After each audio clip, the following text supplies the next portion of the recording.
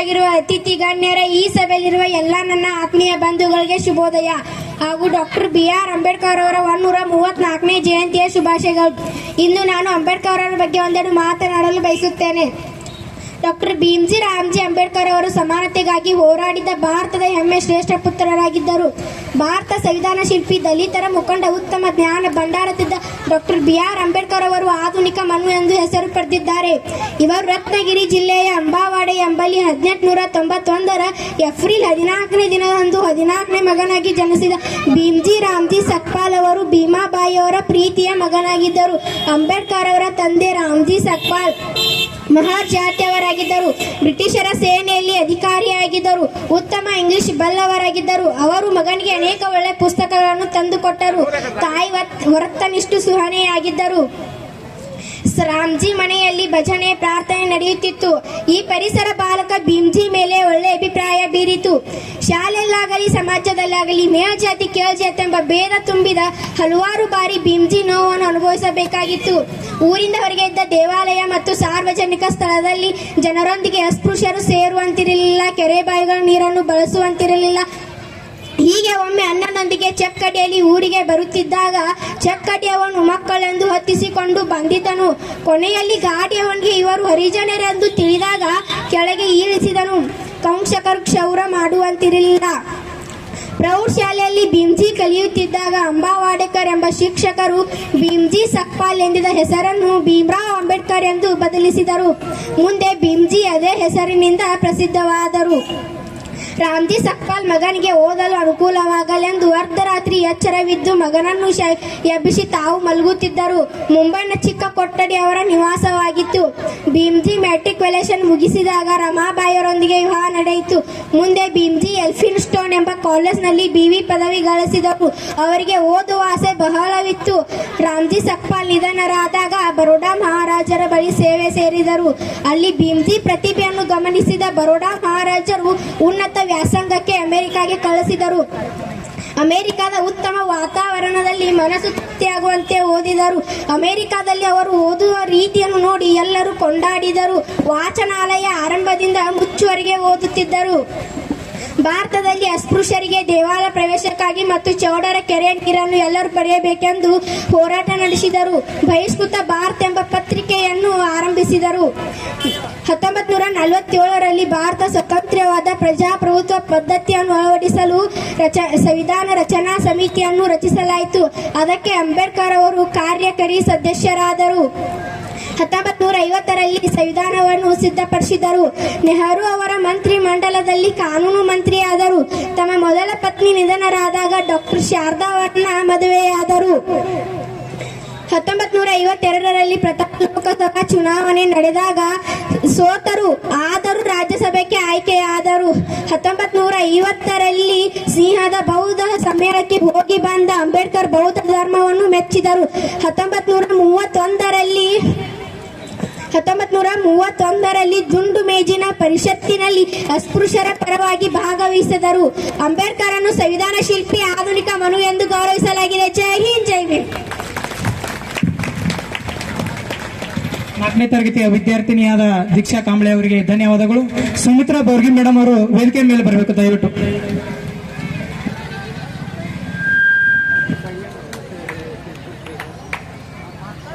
Sumitra Mallikarjun ಬೋರ್ಗಿ madam ಮಹಿಳಾ ಸಂಘದ ಪ್ರೇರಕರು. ಅವರಿಗೆ ವಿದ್ಯಾ ಕಾಂಬ್ಳೆ ಅವರು ಪುಷ್ಪಗುಚ್ಛವನ್ನು ನೀಡುವುದರ ಮೂಲಕ ಸ್ವಾಗತ ಕೋರಬೇಕೆಂದು ವಿನಂತಿಸಿಕೊಳ್ತೇವೆ.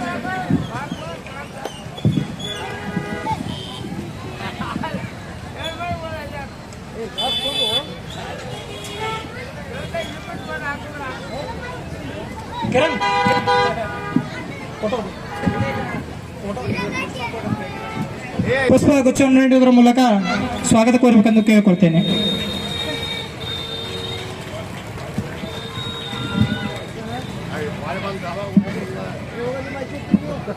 ಸ್ವಾಗತವನ್ನು ಕೋರಿದಂತವರಿಗೆ ಧನ್ಯವಾದಗಳು.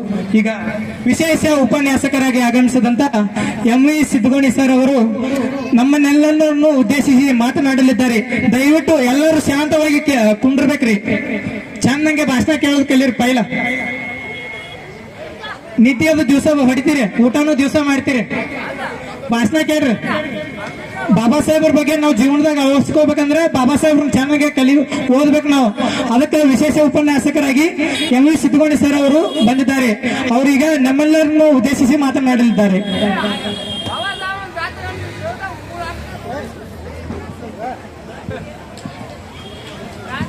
ಹಲೋ ಹಲೋ, ಎಲ್ಲ ಯುವಕರು ವೇದಿಕೆ ಮುಂಭಾಗದಲ್ಲಿ ಬರಬೇಕು ಬೇಗನೆ. ವಿಶೇಷ ಉಪನ್ಯಾಸಕರಾಗಿ ಆಗಮಿಸಿದಂತ ಎಂ.ವಿ. ಸಿದ್ದಗೊಂಡಿ ಸರ್ ಅವರ ವಿಶೇಷ ಉಪನ್ಯಾಸ ಕಾರ್ಯಕ್ರಮ ಇದೆ. ದಯವಿಟ್ಟು ಬೇಗನೆ ಬರಬೇಕು.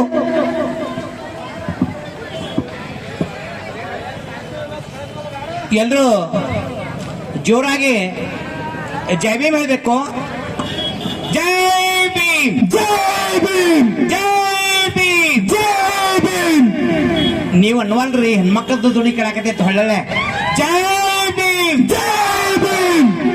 ಆ ಕಡೆ ಬರುವಲ್ದು ಸೌಂಡ್ ಅಲ್ಲಿ ಬರ್ತಾ ಇಲ್ಲ. ಜೈ ಭೀಮ್, ಜೈ ಭೀಮ್, ಜೈ ಜೈ ಭೀಮ್, ಜೈ ಜೈ ಭೀಮ್. Thank you. ಬುದ್ಧಂ ಶರಣಂ ಗಚ್ಛಾಮಿ, ಸಂಗಂ ಶರಣಂ ಗಚ್ಛಾಮಿ, ಧಮ್ಮಂ ಶರಣಂ ಗಚ್ಛಾಮಿ. ಪ್ರಾರಂಭದಲ್ಲಿ ಜಗದೋದ್ಧಾರಕ ಬುದ್ಧನನ್ನ ಹೃದಯದಲ್ಲಿ ಸ್ಮರಿಸಿಕೊಳ್ತಾ, ಭಾರತ ದೇಶದಲ್ಲಿ ಪ್ರಪ್ರಥಮ ಬಾರಿಗೆ ಶಿಕ್ಷಣ ಕ್ರಾಂತಿಯನ್ನ ಮಾಡಿರ್ತಕ್ಕಂಥ ಮಹಾತ್ಮ ಜ್ಯೋತಿಬಾ ಫುಲೆ ಮತ್ತು ಸಾವಿತ್ರಿಬಾಯಿ ಫುಲೆ ಕಮಲನಾಡಿದವರಲ್ಲಿ ಪಡಮಾಡುತ್ತಾ, ಭಾರತ ದೇಶದಲ್ಲಿ ಮೀಸಲಾತಿ ಮೀಸಲಾತಿ ಅಂತಕ್ಕಂಥ ಶಬ್ದವನ್ನು ಉಚ್ಚಾರ ಮಾಡ್ತೀವಲ್ಲ, ಇಂಥ ಮೀಸಲಾತಿ ಕ್ರಾಂತಿಯನ್ನ ಮಾಡಿ ನಮಗೆ ಮೀಸಲಾತಿ ಕೊಟ್ಟಿರ್ತಕ್ಕಂಥ ಕೊಲ್ಲಾಪುರ ಸಂಸ್ಥಾನದ ಶಾಹು ಮಹಾರಾಜರನ್ನ ನೆನೆಸ್ಕೊಳ್ತಾ, ಸ್ವಾಭಿಮಾನದ ಚಳವಳಿ ಹರಿಕಾರರು ರಾಮಸ್ವಾಮಿ ಪೇರಿಯಾರ್ ನಾಯಕರನ್ನ ನೆನೆಸುತ್ತಾ, ನಾರಾಯಣ ಗುರುಗಳನ್ನ ನೆನೆಸ್ತಾ, ಕರ್ನಾಟಕ ರಾಜ್ಯದಲ್ಲಿ ಪ್ರಪ್ರಥಮವಾಗಿ 1921-22ರಲ್ಲಿ 70% ನಮಗಾಗಿ ಮೀಸಲಾತಿಯನ್ನು ತಂದಿರತಕ್ಕಂಥ ನಾಲ್ವಡಿ ಕೃಷ್ಣೂರು ಒಡೆಯರ ಕಮಲನಾಡಿದವರಲ್ಲಿ ಪಡಮಾಡುತ್ತಾ, ಬಂಧುಗಳೇ, ಇವತ್ತಿನ ದಿನ ಕೊಣ್ಣೂರು ಗ್ರಾಮದ ಇತಿಹಾಸದಲ್ಲೇ ಒಂದು ಸುವರ್ಣ ಅಕ್ಷರದಿಂದ ಬರೆದಿರ್ತಕ್ಕಂಥ ಒಂದು ದಿನ ಅಂತ ನಾನು ಬಯಸ್ತೀನಿ ಬಂಧುಗಳೇ. ಯಾಕಂದ್ರೆ ಪ್ರಪ್ರಥಮ ಬಾರಿಗೆನೆ ಮೊದಲನೇ ಸಾರಿನ ಇಷ್ಟೊಂದು ದೊಡ್ಡದಾಗಿರ್ತಕ್ಕಂಥ ಒಂದು ಕಾರ್ಯಕ್ರಮವನ್ನ ಬಹಳಷ್ಟು ಅಚ್ಚುಕಟ್ಟಾಗಿ ನಾವು ಇಲ್ರಿ, ನಾವು ಜನಾಂಗ ಅಷ್ಟೇ ನಮ್ಮ ಹಿರಿಯರನ್ನ ಕೂಡ್ ಮಾಡಕತ್ತೀವಿ, ಸಿಂಪಲ್ ಮಾಡಕತ್ತೀವಿ ಅಂತ ಹೇಳಿದ್ರು. ಆದ್ರೆ ಸಿಂಪಲ್ ಕಾರ್ಯಕ್ರಮ ಅಲ್ಲ.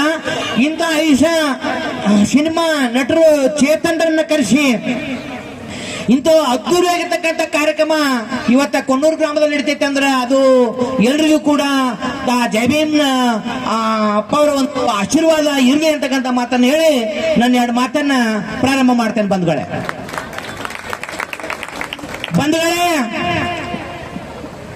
ಯಾಕಪ್ಪ ಇವತ್ತು ನಾವು ಡಾಕ್ಟರ್ ಬಾಬಾ ಸಾಹೇಬ್ ಭೀಮ್ರಾವ್ ಅಂಬೇಡ್ಕರ್ ಅವರ ಜಯಂತಿಯನ್ನು ಮಾಡಬೇಕಾಗಿ ಬಂತು ಅಂತಂದ್ರೆ, ಒಂದು ಕಾಲಘಟ್ಟದಲ್ಲಿ ಡಾಕ್ಟರ್ ಬಾಬಾ ಸಾಹೇಬ್ ಭೀಮ್ರಾವ್ ಅಂಬೇಡ್ಕರ್ ಜಯಂತಿ ಮಾಡ್ಬೇಕಂದ್ರೆ ಒಂದು ಗುಡಿ ಒಳಗೆ ಒಂದು ಕುರ್ಚಿ ಇಟ್ಟು ಅತ್ತ ಇತ್ತ ನೋಡಿ ಯಾರ ನೋಡ್ಗಿಡ್ರ ಅಂತಕೊಂಡು ತುಡುಗ್ಲೆ ಡಾಕ್ಟರ್ ಬಾಬಾ ಸಾಹೇಬ್ ಅಂಬೇಡ್ಕರ್ ಅವರ ಜಯಂತಿ ಮಾಡ್ತಕ್ಕಂಥ ಒಂದು ಕಾಲ ಇತ್ತು ಬಂದ್ರೆ. ಆದ್ರೆ ಇವತ್ತು ಒಂದು ಜಾತ್ರೆ ಮಾಡಿದಂಗ ಭಾರತ ದೇಶದಾದ್ಯಂತ ಎಲ್ಲ ರಾಜ್ಯ ಜಿಲ್ಲೆ ಗ್ರಾಮಗಳಲ್ಲಿ ಇವತ್ತು ಡಾಕ್ಟರ್ ಬಾಬಾ ಸಾಹೇಬ್ ಭೀಮ್ರಾವ್ ಅಂಬೇಡ್ಕರ್ ಜಯಂತಿಯನ್ನ ಜಾತ್ರೆ ಮಾಡಿದಂಗ ನಾವು ಮಾಡಕತ್ತೀವಿ ಅಂತಂದ್ರ ಅದಕ್ಕೆಲ್ಲ ಕಾರಣ ಏನು ಅಂತಂದ್ರ ಡಾಕ್ಟರ್ ಬಾಬಾ ಸಾಹೇಬ್ ಭೀಮ್ರಾವ್ ಅಂಬೇಡ್ಕರ್ ಅವರು ಈ ದೇಶಕ್ಕಾಗಿ ಸಂವಿಧಾನವನ್ನ ಬರೀದೇ ಹೋಗಿದ್ರೆ ನಮ್ಮ ಪರಿಸ್ಥಿತಿ ಏನಾಗಿರ್ತಿತ್ತು. ಯಾಕೆ ಇವತ್ತು ಡಾಕ್ಟರ್ ಬಾಬಾ ಸಾಹೇಬ್ ಅಂಬೇಡ್ಕರ್ ನೀವು ಮಾನ್ಯತೆ ಕೊಡ್ತಾ ಇಲ್ಲ, ಡಾಕ್ಟರ್ ಬಾಬಾ ಸಾಹೇಬ್ ಅಂಬೇಡ್ಕರ್ ಅವರನ್ನ ನೀವು ಓದ್ಕೊಳ್ತಾ ಇಲ್ಲ, ಫುಲೆನ ತಿಳ್ಕೊಳ್ಳಕ್ ಆಗ್ತಾ ಇಲ್ಲ, ಶಾಹು ಮಹಾರಾಜರು ತಿಳ್ಕೊಳ್ತಾ ಇಲ್ಲ. ಯಾಕಂದ್ರೆ ನಮಗಳಿಗೆ ಇವತ್ತ ನಮ್ಮ ಪೂರ್ವಜರು ಏನ್ ಅನುಭವಿಸ್ಯಾರ ಅನ್ನೋದನ್ನ ನಾವೆಲ್ಲ ಮರ್ತು ಬಿಟ್ಟಿವಿ ಬಂಧುಗಳೇ. ನೋಡ್ರಿ, ನಮ್ಮ ಪೂರ್ವಜರು ಹಿರಿಯರು ಹೆಂಡಿ ರಾಡಿ ಸಾರಿಸ್ಕೊಂಡು ಗುಡಿಸದೊಳಗಿರ್ಬೇಕಾಗಿತ್ತು. ಮನೆಯಲ್ಲೇ ಮಣ್ಣಿನ ಪಾತ್ರೆಗಳು, ಹರಬಿ, ಕೊಡ, ಪರ್ಯಾಣ, ಅಡಕಲು ಗಡಿಗೆಗಳಂತ ಬಳಸ್ತಾ ಇದ್ರು. ಇಂಥ ಈಗಿನ ಸ್ಟೀಲ್ ಪಾತ್ರೆಗಳು ಇದ್ದಿದ್ದಿಲ್ಲ. ಬಂಧುಗಳೇ, ಒಂದು ಮಾತಾಡ್ತಾ ಇದ್ದೀನಿ, ನಮ್ಮ ಪೂರ್ವಜರು, ನಮ್ಮ ಅಜ್ಜ ಮುತ್ತಜ್ಜರು ಸತ್ತ ಹೆಣದ ಮ್ಯಾಗಿನ ಬಟ್ಟೆಯನ್ನ ತೊಟ್ಕೊಂಡಿದ್ದಾರೆ ಬಂಧುಗಳೇ. ಈ ಒಂದು ನಮ್ಮ ದೇಶದಲ್ಲಿ ಸೊಂಟದ ಮೇಲ್ಗಡೆ ಯಾವ ಪುರುಷರಿಗೂ ಸ್ತ್ರೀಯರಿಗೂ ಕೂಡ ಬಟ್ಟೆ ಇರ್ತಿದ್ದಿಲ್ಲ ಬಂಧುಗಳೇ. ಇಂಥ ಒಂದು ಕಾನೂನು ನಮ್ಮ ಭಾರತ ದೇಶವನ್ನ 2033 ವರ್ಷ ನಮ್ಮ ದೇಶವನ್ನ ಆಳ್ಯದ. ಊರಾಗ ನೀರು ಮುಟ್ಲಿಕ್ಕೆ ಪ್ರವೇಶ ಇಲ್ಲ. ಊರಾಗ ಯಾರ್ಯಾರ ಬಂದ ಗೌಡ್ರ ನಾನು ಬಾಳತ್ತಾತ್ರ ಪಾಳೆ ಹಚ್ಚಿ ನನಗೊಂದು ಕೂಡ ನೀರು ಹಾಕಲ್ಲ, ಅವರು ನೀರು ನಮಗ ಹಾಕಿದಾಗ ನಮ್ಮ ಮನೆಗೆ ತಗೊಂಡು ಬಂದಿವಿ. ಊರಾಗ ಯಾವಾರ ಕಮ್ಮನ ಬಟ್ಟೆ ಹಾಕಿ ಹಿಂಗ ಅಡ್ಡಾಡ್ ಬರ್ತಾನಂದ್ರ ಯಾವಲ್ಲೇವ ಯಾರ ಪಕ್ಕಿಲ್ಲೇವ ಏ ತಮ್ಮ ಇಲ್ಯಾಕೆ ಬಂದ್ಯಪ್ಪ ನೀನು? ಕಮ್ಮನ ಬಟ್ಟೆಯನ್ನ ಧರಿಸುವಂಗಿಲ್ಲ, ಚಂದಂಗ ಶಾಲೆಗೆ ಹೋಗುವಂಗಿಲ್ಲ, ಓದುವಂಗಿಲ್ಲ, ಮಾತಾಡಂಗಿಲ್ಲ. ನೋಡ್ರಿ, ಡಾಕ್ಟರ್ ಬಾಬಾ ಸಾಹೇಬ್ ಭೀಮ್ರಾವ್ ಅಂಬೇಡ್ಕರ್ ಅವರು ಈ ದೇಶಕ್ಕಾಗಿ ಸಂವಿಧಾನವನ್ನ ಬರೆದೇ ಹೋಗಿದ್ರ ಇಲ್ಲಿ ಎಷ್ಟು ಮಂದಿ ನಾವೆಲ್ಲ ಕುಡಿಯಿಲ್ಲ, ನಾವ್ ಯಾರು ಶಾಲೆಗೆ ಹೋಗುವಂಗಿದ್ದಿದ್ದಿಲ್ಲ. ಶಾಲೆ ಕಲಿಯುವ ಹಕ್ಕಿದ್ದಿದ್ದಿಲ್ಲ, ನೌಕರಿ ಮಾಡುವ ಹಕ್ಕಿದ್ದಿದ್ದಿಲ್ಲ, ಆಸ್ತಿ ಗಳಿಸುವ ಹಕ್ಕಿದ್ದಿದ್ದಿಲ್ಲ. ಇವತ್ತು ನಾನು IAS IPS class 1 class 2 AC DC tahsildar ಅಂತ ಮಾತಾಡ್ತಾನಲ್ಲ, ಇವ್ರು ಯಾರು ಎತ್ತಿದ್ದಿಲ್ಲ ಬಂಧುಗಳೇ. ಇವತ್ತ ಊರಾಗಿಲ್ಲ ದೊಡ್ಡ ದೊಡ್ಡ ಶ್ರೀಮಂತರು ನಂದು 10 ಕೂರಿಗೆ ಎಕರೆ 20 ಕೂರಿಗೆ ಎಕರೆ, ನಂದು 1000 ಎಕರೆ 100 ಎಕರೆ, ನಂದು ಕೋಟಿ ರೊಕ್ಕ ಐತೆ, ನಂದು 1 ಕ್ವಿಂಟಲ್ ಬಂಗಾರ ಐತಿ ಅಂತ ಹೇಳ್ಬೇಕಾದ್ರೆ ಡಾಕ್ಟರ್ ಬಾಬಾ ಸಾಹೇಬ್ ಭೀಮ್ರಾವ್ ಅಂಬೇಡ್ಕರ್ ಬರೆದಂತ ಸಂವಿಧಾನದಿಂದ ಬಂಧುಗಳೇ. ಒಂದ್ ಮಾತು ಹೇಳ್ತೀನಿ ನಿಮಗ, ಇವತ್ತು ಶಾಲೆ ಕಲಿಯುವ ಹಕ್ಕ, ನೌಕರಿ ಮಾಡುವ ಹಕ್ಕ, ಆಸ್ತಿ ಗಳಿಸುವ ಹಕ್ಕ, ಓಟ್ ಹಾಕುವ ಹಕ್ಕ, ಮಾತಾಡುವ ಹಕ್ಕ ಏನು ಇದ್ದಿದ್ದಿಲ್ಲ ಬಂಧುಗಳೇ. ಮಾತಾಡಿದ್ರೆ ನನ್ನ ನಾಲ್ಗೆಯನ್ನ ಕತ್ತರಿಸ್ತಾ ಇದ್ರು, ಒಳ್ಳೆದನ್ನ ಕೇಳಿಸ್ಕೊಂಡ್ರೆ ಕಿವಿ ಒಳಗೆ ಸೀಸ್ ಕಾಸಿ ಸುರಿತಾ ಇದ್ರು. ಇವತ್ತು ನನ್ನಂಗ ಬಹಳ ಶಾನೆಯಾಗಿ ಏನಾರ ಹೇಳ್ತಾನಂತಂದ್ರೆ, ಸಮಾಜವನ್ನ ತಿತ್ತಾನಂದ್ರೆ ಅವನ ಕುತ್ತಿಗೆಯನ್ನ ಕತ್ತರಿಸ್ಬೇಕಂತಕ್ಕಂಥ ಕಾನೂನು ನಮ್ಮನ್ನ 2033 ವರ್ಷ ನಮ್ಮನ್ನ ಆಳೈತೆ ಬಂಧುಗಳೇ. ಇರ್ಬೇಕಾಗಿತ್ತೇನ್ರಿ ಇದು ಕಾನೂನಿನಟ್ಟು? ಇರ್ಬೇಕಾಗಿತ್ತೇನ್ರಿ? ಆದ್ರಿಂದ ಈ ಕೊಣ್ಣೂರು ಗ್ರಾಮದ ಎಲ್ಲ ಗುರು ಹಿರಿಯರಲ್ಲಿ ನಾನು ವಿನಂತಿ ಮಾಡೋದಿಷ್ಟೇ, ಯಾಕ್ರಿ ಇವತ್ತು ಡಾಕ್ಟರ್ ಬಾಬಾ ಸಾಹೇಬ್ ಭೀಮ್ರಾವ್ ಅಂಬೇಡ್ಕರ್ ಜಯಂತಿಯನ್ನ ಕೇರಿಗಳಲ್ಲಿ ದಲಿತರಷ್ಟೇ ಯಾಕೆ ಆಚರಣೆ ಮಾಡಬೇಕು? ಇವತ್ತು ನೀವು ಲಂಬರ್ಗಟ್ಲೆ ಭೂಮಿಯನ್ನ ಹಿಡಿದಿರಿ, ನಿಮ್ಮ ಮಕ್ಕಳನ್ನ IAS IPS class 1 class 2 AC DC tahsildar ಮಾಡಿದಿರಿ, ನಿಮ್ಮ ಮನೆಯೊಳಗೆ ಪಂಚಾಯತಿ ಮೆಂಬರ್ಗಳಿದ್ದಾರ, ZP ಮೆಂಬರ್ ಇದ್ದಾರ, MLAಗಳಿದ್ದಾರ, MP ಇದ್ದಾರ. ಈ ದೇಶದ ಮುಖ್ಯಮಂತ್ರಿ ಪ್ರಧಾನಮಂತ್ರಿಗಳು ಕೂಡ ಡಾಕ್ಟರ್ ಬಾಬಾ ಸಾಹೇಬ್ ಭೀಮ್ರಾವ್ ಅಂಬೇಡ್ಕರ್ ಬರೆದಂತ ಸಂವಿಧಾನದಿಂದ ಅಂತಕ್ಕಂಥ ಮಾತನ್ನ ನಾನು ಹೇಳ್ತಿದ್ದೇನೆ. ಆದ್ರಿಂದ ಡಾಕ್ಟರ್ ಬಾಬಾ ಸಾಹೇಬ್ ಭೀಮ್ರಾವ್ ಅಂಬೇಡ್ಕರ್ ಜಯಂತಿ ಕೇರಿಯಲ್ಲಿ ಇಲ್ಲಿ ಆಗಬಾರ್ದು, ಊರಲ್ಲಿ ಆಗಬೇಕು.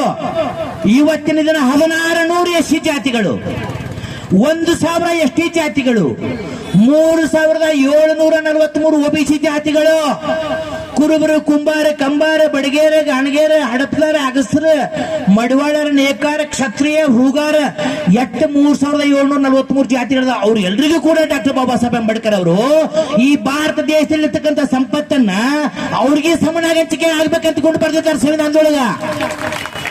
ನಮ್ಮ ತಲೆ ಒಳಗೆ ಏನಾಯ್ತಪ್ಪ ಅಂತಂದ್ರೆ, ಅಂಬೇಡ್ಕರ್ SC ಸಂವಿಧಾನ ಶಿಲ್ಪಿ ಅಟ್ಟ, ಸಂವಿಧಾನ ಶಿಲ್ಪಿ SC ಅಟ್ಟ.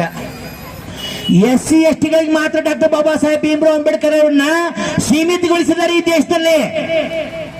1600 SC ಜಾತಿಗಳು, 1000 ST ಜಾತಿಗಳು, 3743 OBC ಜಾತಿಗಳು, ಟೋಟಲಿ 6743 ಜಾತಿಗಳಿಗೆ ಭಾರತ ದೇಶದ ಇಡೀ ಸಂಪತ್ತು ಸಮನಾಗಿ ಹಂಚಿಕೆ ಆಗಬೇಕು. ಭಾರತ ದೇಶದಲ್ಲಿ ಬಡವರು ಶ್ರೀಮಂತರು ಇರಬಾರದು. ಅವ್ಗೆ 20 ಎಕರೆ ಇದ್ರೆ ಇವು 20 ಎಕರೆ, ಇವ್ಗೆ 20 ಎಕರೆ ಇದ್ರೆ ಅವ್ರಿಗೆ 20 ಎಕರೆ. ಅವ್ರ ಮನ್ಯಾಗ 1 ಕಿಲೋ ಬಂಗಾರ ಅಂತಂದ್ರ ಅವ್ರ ಮನ್ಯಾಗ 1 ಕಿಲೋ ಬಂಗಾರ, ಅವ್ರದ್ದು ಕೈಗಾರಿಕೆ ಐತಂದ್ರ ಇವ್ರದು. ಹಿಂಗ ಭಾರತ ದೇಶದ ಇಡೀ ಸಂಪತ್ತು ಅವ್ರವ್ರ ಜಾತಿ ಜನಸಂಖ್ಯಾ ಬಾರ ಅವ್ರಿಗೆ ಸಮನಾಗಿ ಹಂಚಿಕೆ ಆಗ್ಬೇಕೆಂದುಕೊಂಡು ಡಾಕ್ಟರ್ ಬಾಬಾ ಸಾಹೇಬ್ ಭೀಮ್ರಾವ್ ಅಂಬೇಡ್ಕರ್ ಅವರು ಸಂವಿಧಾನವನ್ನು ಬರೆದಿದ್ದಾರೆ ಬಂಧುಗಳೇ. ಒಂದ್ ಮಾತನ್ನ ಹೇಳ್ತಾ ಇದ್ದೇನೆ ಬಂಧುಗಳೇ, ನಾನು ನೊಂದು ಹೇಳ್ತಾ ಇದ್ದೀನಿ. ನಾನು ಒಂದು ಕಡೆ ಹೈಸ್ಕೂಲ್ ಹೆಡ್ ಮಾಸ್ಟರ್ ಆಗಿ ಸೇವೆ ಸಲ್ಲಿಸ್ತಾ ಇದ್ದೆ. ನಾನು ತಿಂಗಳ 1 ಲಕ್ಷ ಪೇಮೆಂಟ್ ಇತ್ತು ನಂದು. ಡಾಕ್ಟರ್ ಬಾಬಾ ಸಾಹೇಬ್ ಭೀಮ್ರಾವ್ ಅಂಬೇಡ್ಕರ್ ಅವರು ಸಂವಿಧಾನ ಬರೆದಿಟ್ರು.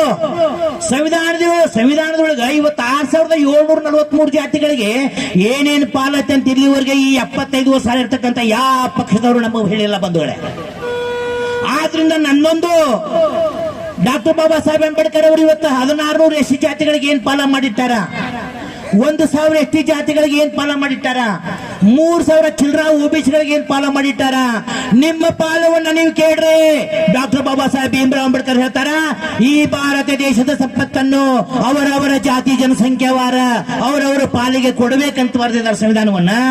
ಇವರು 75 ವರ್ಷ ಆದ್ರೂ ಕೂಡ ಡಾಕ್ಟರ್ ಬಾಬಾ ಸಾಹೇಬ್ ಭೀಮ್ರಾವ್ ಅಂಬೇಡ್ಕರ್ ಬರೆದಂತ ಸಂವಿಧಾನವನ್ನ ಸಮನಾಗಿ ಹಂಚಿಕೆ ಮಾಡಲಿಲ್ಲ, ಸರಿಯಾಗಿ ಜಾರಿ ಮಾಡಲಿಲ್ಲ. ಬಡತನ ಹಂಗ ಉಳಿತು, ನಿರುದ್ಯೋಗ ಹಂಗ ಉಳಿತು.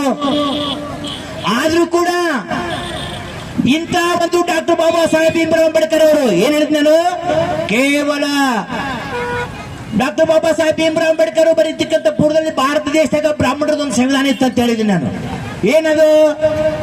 ಮನುಸ್ಮೃತಿ. ಜೋಶ ಹೇಳ್ರಿ, ಮನುಸ್ಮೃತಿ ಹೇಳ್ರಿ ತಂಗಿಯರ, ಮನುಸ್ಮೃತಿ.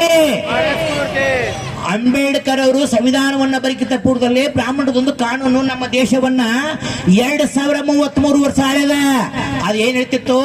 ಶಾಲೆ ಕಲಿಬಾರ್ದು, ನೌಕರಿ ಮಾಡಬಾರ್ದು, ಆಸ್ತಿ ಗಳಿಸಬಾರ್ದು, ಓಟ್ ಹಾಕಬಾರ್ದು, ಮಾತಾಡಬಾರ್ದು, ಮಾತಾಡಿದ್ರೆ ನಾಲಿಗೆ ಕತ್ತರಿಸಬೇಕು, ಒಳ್ಳೆದನ್ನ ಕೇಳಿಸ್ಕೊಂಡ್ರೆ ಕಿವಿ ಒಳಗೆ ಸೀಸ್ ಕಾಸಿ ಸುರಿಬೇಕು, ಬಹಳ ಶಾನ್ಯಾಗಿ ಏನ್ ಹೇಳ್ತಾನಂದ್ರೆ ಅವನ ಕತ್ತನ್ನ ಕತ್ತರಿಸಬೇಕಂತಕ್ಕಂಥ ಕಾನೂನು 2033 ವರ್ಷ ನಮ್ಮನ್ನ ಆಳಿರ್ತಕ್ಕಂಥ ಕಾಲಘಟ್ಟದಲ್ಲಿ ಡಾಕ್ಟರ್ ಬಾಬಾ ಸಾಹೇಬ್ ಭೀಮ್ರಾವ್ ಅಂಬೇಡ್ಕರ್ ಅವರು ಮನುಸ್ಮೃತಿ ಅಂತಕ್ಕಂಥ ಬ್ರಾಹ್ಮಣರ ಸಂವಿಧಾನವನ್ನ 1927 ಡಿಸೆಂಬರ್ 25ಕ್ಕೆ ಕಡ್ಡಿ ಕೊರೆದು ಸುಟ್ಟು ನಮಗಾಗಿ 2 ವರ್ಷ 11 ತಿಂಗಳ 18 ದಿನ ಕುತ್ಕೊಂಡು ಡಾಕ್ಟರ್ ಬಾಬಾ ಸಾಹೇಬ್ ಭೀಮ್ರಾವ್ ಅಂಬೇಡ್ಕರ್ ಅವರು ಸಂವಿಧಾನವನ್ನು ಬರೆದಾರ ಅಂತ ಹೇಳಿ ಇವತ್ತ ಕೊಣ್ಣೂರು ಗ್ರಾಮದಲ್ಲಿ ನಿಂತು ಇಷ್ಟ ಅಜರಾಮರವಾಗಿ ಘಂಟಾಘೋಷವಾಗಿ ನಿಮ್ಮ ಮುಂದೆ ಮಾತಾಡ್ತಾ ಇದ್ದೇನೆ ಬಂಧುಗಳೇ. ನಾನೇನಾದ್ರೂ ಹಿಂಗಿದ್ದೀನಿ ಅಂದ್ರೆ, ನಾನೇನಾದ್ರೂ ತಿಂತೀನಿ, ಉಡ್ತೀನಿ, ತೊಡ್ತೀನಿ, ಇವತ್ತು ನಾನು 50,000 ಇವತ್ತು ಪೆನ್ಷನ್ ಅನ್ನ ತಗೋತೀನಿ ಅಂತಂದ್ರೆ ಎಲ್ಲ ಕೊಟ್ಟಿದ್ದು ಡಾಕ್ಟರ್ ಬಾಬಾ ಸಾಹೇಬ್ ಭೀಮ್ರಾವ್ ಅಂಬೇಡ್ಕರ್ ಅವ್ರನ್ನ. ಆದ್ರಿಂದ ಡಾಕ್ಟರ್ ಬಾಬಾ ಸಾಹೇಬ್ ಭೀಮ್ರಾವ್ ಅಂಬೇಡ್ಕರ್ ಅವ್ರ ಬಗ್ಗೆ ಜನವರಿ 26ಕ್ಕೆ ಒಬ್ಬ ಹೆಡ್ ಮಾಸ್ಟರ್ ಆಗಿ ನಾ ಫೋಟೋ ಜನವರಿ 26ಕ್ಕೆ ಪ್ರಜಾರಾಜ್ಯೋತ್ಸವ ದಿನ ಗಣರಾಜ್ಯೋತ್ಸವ ಅವತ್ತು ಅದನ್ನ ಇಟ್ಟದ್ದಕ್ಕ ಹೊತ್ಕೊಂಡಿರ್ತಕ್ಕಂಥ ಒಂದು ಕಿಡಿ ನನ್ನನ್ನ ನೌಕರಿ ಬಿಟ್ಟು ಹೊರಹಂಗ್ ಮಾಡ್ತು. ನನಗೆ ಈ ದೇಶದಲ್ಲಿ ಬುದ್ಧ, ಬಸವ, ಅಂಬೇಡ್ಕರ್ ಚಳವಳಿ ಮುಖ್ಯದ, ನನಗೆ ನೌಕರಿ ಮುಖ್ಯ ಅಲ್ಲ ಅಂತಿಕೊಂಡು ನೌಕರಿ ರಿಸೈನ್ ಮಾಡಿ ಇವತ್ತ ಬಾಗಲಕೋಟೆ ಜಿಲ್ಲೆ ತುಂಬಾ ನಾನು ಪ್ರತಿ ತಾಲೂಕುಗಳು ಹಳ್ಳಿಯಲ್ಲಿ ಕೂಡ ನನ್ನ ಕರೀರಿ ಬೇಕಾರೆ ಬೇಡ್ರಿ, ದಿನ 10 ಹಳ್ಳಿ ಅಡ್ಡಾಡಿ ನಾನು ಮನೆಗೆ ಹೋಗಿ ಇದನ್ನೆಲ್ಲ ಸಿದ್ಧಾಂತನ ಹೇಳಿನಿ ಅಂದ್ರೆ ಅವತ್ತು 2 ರೊಟ್ಟಿ ಹೆಚ್ಚಿಗೆ ಊಟ ಮಾಡಿ ಕಣ್ತುಂಬ ನಿದ್ದೆ ಬರ್ತೈತೆ ಬಂಧುಗಳೇ ನನಗೆ. ಆದ್ರಿಂದ ಬಂಧುಗಳೇ, ಡಾಕ್ಟರ್ ಬಾಬಾ ಸಾಹೇಬ್ ಭೀಮ್ರಾವ್ ಅಂಬೇಡ್ಕರ್ ಅವರು ವಿಶ್ವ ಮಾನವರು. ಡಾಕ್ಟರ್ ಬಾಬಾ ಸಾಹೇಬ್ ಭೀಮ್ರಾವ್ ಅಂಬೇಡ್ಕರ್ ಅವರು ದಲಿತ ಸೂರ್ಯ. ಡಾಕ್ಟರ್ ಬಾಬಾ ಸಾಹೇಬ್ ಭೀಮ್ರಾವ್ ಅಂಬೇಡ್ಕರ್ ಅವರು ಮುಳುಗದ ಸೂರ್ಯ. ಮಾತಾಡ್ತಾ ಇದ್ದೀವಿ ಬಂಧುಗಳೇ, ಇಂಥ ಒಂದು ದಲಿತ ಸೂರ್ಯ ಡಾಕ್ಟರ್ ಬಾಬಾ ಸಾಹೇಬ್ ಭೀಮ್ರಾವ್ ಅಂಬೇಡ್ಕರ್ ಅವ್ರನ್ನ ಯಾರು ತಯಾರು ಮಾಡಿದ್ರು ನಿಮಗ್ ಗೊತ್ತಿಲ್ಲ. ಅದನ್ನು ಓದುವುದನ್ನ ಮಾಡ್ರಿ, ತಿಳ್ಕೊಳ್ಳಿಕ್ ಪ್ರಯತ್ನ ಮಾಡ್ರಿ. 1800ರಲ್ಲಿ ಬ್ರಿಟಿಷರು ನಮ್ಮ ದೇಶಕ್ಕೆ ಬಂದ್ರು. ಬಂದ ತಕ್ಷಣ ಅವ್ರು ಏನ್ ಮಾಡಿದ್ರಪ್ಪ ಅಂತಂದ್ರ, ಈ ಶೂದ್ರರು ಬ್ರಾಹ್ಮಣ, ಕ್ಷತ್ರಿಯ, ವೈಶ್ಯ, ಶೂದ್ರ ಅಂತ ಹೇಳಿದೆನಲ್ಲ, ಬ್ರಾಹ್ಮಣರು ಮತ್ತೆ ಸಾಲಿ ಕಲಿಬೇಕಾಗಿತ್ತು, ಕಾನೂನು ಬರೀಬೇಕಾಗಿತ್ತು, ಕ್ಷತ್ರಿಯ ಬ್ರಾಹ್ಮಣರು ದೇಶ ಆಳ್ಬೇಕಾಗಿತ್ತು, ವೈಶ್ಯ ಬ್ರಾಹ್ಮಣರು ಭಾರತ ದೇಶದ ಸಂಪತ್ತನ್ನ ಅವ್ರ ಕೈಗಿಟ್ಕೋಬೇಕಾಗಿತ್ತು. ಶೂದ್ರರು ಇವರು ಏನ್ ಹೇಳಿದ್ನಾನು, ಯಾ ಸಾಲಿಗೆ ಹೋಗಂಗಿಲ್ಲ, ನೌಕರಿ ಮಾಡಂಗಿಲ್ಲ, ಆಸ್ತಿ ಗಳಿಸಂಗಿಲ್ಲ, ಓಟ್ ಹಾಕಂಗಿಲ್ಲ, ಮಾತಾಡಂಗಿಲ್ಲ, ಗುಲಾಮರಾಗಿ ಬದುಕಬೇಕಂತಕ್ಕಂತ ಒಂದು ಕಾನೂನನ್ನ ಡಾಕ್ಟರ್ ಬಾಬಾ ಸಾಹೇಬ್ ಭೀಮ್ರಾವ್ ಅಂಬೇಡ್ಕರ್ ಅವರು ಸುಟ್ಟು ನಮಗಾಗಿ ಸಂವಿಧಾನವನ್ನ ಬರೆದ್ರು ಅಂತ ಹೇಳ್ತೇವೆ. ಆದ್ರ 1800ರಲ್ಲೇನೆ ಬ್ರಿಟಿಷರು ಭಾರತಕ್ಕೆ ದೇಶಕ್ಕೆ ಬರದೇ ಹೋಗಿದ್ದಾರೆ. ನೋಡ್ರಿ, ನೀವು ಇತಿಹಾಸದೊಳಗೆಲ್ಲ ಓದಿರಿ, SSLC ಓದಿರಿ, PUC ಓದಿರಿ, ಡಿಗ್ರಿ ಓದಿರಿ. ಬ್ರಿಟಿಷರನ್ನ ಸಿಕ್ಕಾಪಟ್ಟೆ ಬೈದು ಈ ದೇಶದ ಇತಿಹಾಸವನ್ನ ಬರೆದಾರ. ಯಾರು ಬರೆದ್ರು? ಈ ಮ್ಯಾಗಿನವರು ಬರೆದಾರ. ಇವ್ರು ಎಟ್ಟ ಸಾಲಿ ಕಲಿ ಹಾಕಿತ್ತು. ನೀವು ಬರೆದಂತ ಪುಸ್ತಕಗಳ ಹೆಸರುಗಳೇನು? ಯಾರು ಬರೆದಾರ ಪುಸ್ತಕ? ರಾವ್ ಬರ್ದಾನು, ಶಾಸ್ತ್ರಿ ಬರ್ದಾನು, ದೇಶಪಾಂಡೆ ಬರ್ದಾನ, ಕುಲಕರ್ಣಿ ಬರ್ದಾನ, ಜೋಶಿ ಬರೆದ ಪುಸ್ತಕಗಳನ್ನ ನೀವು ಓದಿರಿ ಬಂಧುಗಳೇ. ಅದಕ್ಕೆ ನಿಮಗ ಈ ದೇಶದ ಡಾಕ್ಟರ್ ಬಾಬಾ ಸಾಹೇಬ್ ಅಂಬೇಡ್ಕರ್ ಚಳವಳಿ ಹೋರಾಟ ಗೊತ್ತಿಲ್ಲ. ಇನ್ನು ಮುಂದೆ ಭಾರತ ದೇಶದಲ್ಲಿ ನಿಜವಾದ ಇತಿಹಾಸವನ್ನು ನೀವು ತಿಳ್ಕೋಬೇಕಂದ್ರ ಪ್ರತಿಯೊಬ್ಬರು ಕೂಡ ಡಾಕ್ಟರ್ ಬಾಬಾ ಸಾಹೇಬ್ ಭೀಮ್ರಾವ್ ಅಂಬೇಡ್ಕರ್ ಅವರು ಬರೆದಂತ ಸಂವಿಧಾನವನ್ನೇ ಓದಬೇಕು ಬಂಧುಗಳೇ. ಆದ್ರಿಂದ ಇಲ್ಲಿ ಯುವಕರಿಗೆ ಸಂಘಟಕರಿಗೆ ನಾನು ವಿನಂತಿ ಏನಂದ್ರೆ ಇವತ್ತ D3 ನಮ್ಮ ಜ್ಞಾನ ಪ್ರಕಾಶ್ ಸ್ವಾಮೀಜಿ ಹೇಳ್ತಿರ್ತಾರೆ ಇವತ್ತೇನಪ್ಪ ಅಂದ್ರೆ ಅಂಬೇಡ್ಕರ್ ಜಯಂತಿ ಅಂತಂದ್ರೆ D3 ಆಗೈತ್ರಿ ಸಿದ್ಗೋಣಿ ಅವರ ಹೆಂಗ ಬದಲಾವಣೆ ಮಾಡೋದ್ರಿ ಅಂತಿದ್ರು ಅವರು ನಾವು ವೇದಿಕೆ ಹಚ್ಕೊಂಡಾಗ. D3 ಅಂದ್ರೆ DJ ಡಾನ್ಸ್ ಮತ್ತೆ ಮತ್ತೆ ಮತ್ತೆ ಏನೇನು ಮಾಡ್ತಾರ. ಅದಕ್ಕೆ ನೀವು 10-20 ಗಟ್ಟಲೆ ಅದಕ್ಕೆ 10-20 ಗಟ್ಟಲೆ ಖರ್ಚು ಮಾಡದೆ ಡಾಕ್ಟರ್ ಬಾಬಾ ಸಾಹೇಬ್ ಭೀಮ್ರಾವ್ ಅಂಬೇಡ್ಕರ್ ಅವರ ಚರಿತ್ರೆಯನ್ನ ಡಾಕ್ಟರ್ ಬಾಬಾ ಸಾಹೇಬ್ ಭೀಮ್ರಾವ್ ಅಂಬೇಡ್ಕರ್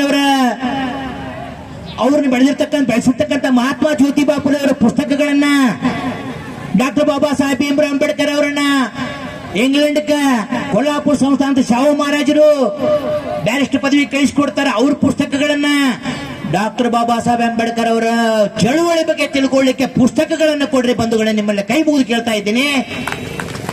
ಅನ್ನೆಸೆಸರಿ ಸುಮ್ಕನೆ ಯಾವ್ದಕ್ಕೂ ಈಟಿ ಮಾಡಿದ್ರೆ ಸಾಕು ನಮಗ. ಇಲ್ಲಿ ನಮ್ಮನ್ನು ಕರ್ಸಿದ್ರಿ, ನಮ್ಮ ಚೇತನ್ ಸಾಹೇಬ್ರ ಕರ್ಸಿದ್ರಿ, ಇಲ್ಲಿ ಇದಕ್ಕೆ ಮೇಲೆ ನಮ್ಮೆಲ್ಲ ಹಿರಿಯರು ಕರ್ಸಿದ್ರಿ, ಊಟಕ್ಕೆ ಮಾಡ್ರಿ, ಚಂದಂಗ ಊಟ ಮಾಡ್ರಿ, ಚಂದಂಗ ನಮ್ಮಂತವ್ರು 202 ಮಂದಿ ಇದಾರೆ ಕೇಳಿಸ್ಕೊಡ್ರಿ, ಆ ಪುಸ್ತಕಗಳನ್ನ ಕೊಡ್ರಿ ವಿದ್ಯಾರ್ಥಿಗಳಿಗೆ ಓದ್ಲಿಕ್ಕೆ ಅಂತಕ್ಕಂಥ ಮಾತನ್ನ ನಿಮ್ಗೆ ಹೇಳ್ತಾ ಇದ್ದೀನಿ ಬಂಧುಗಳೇ.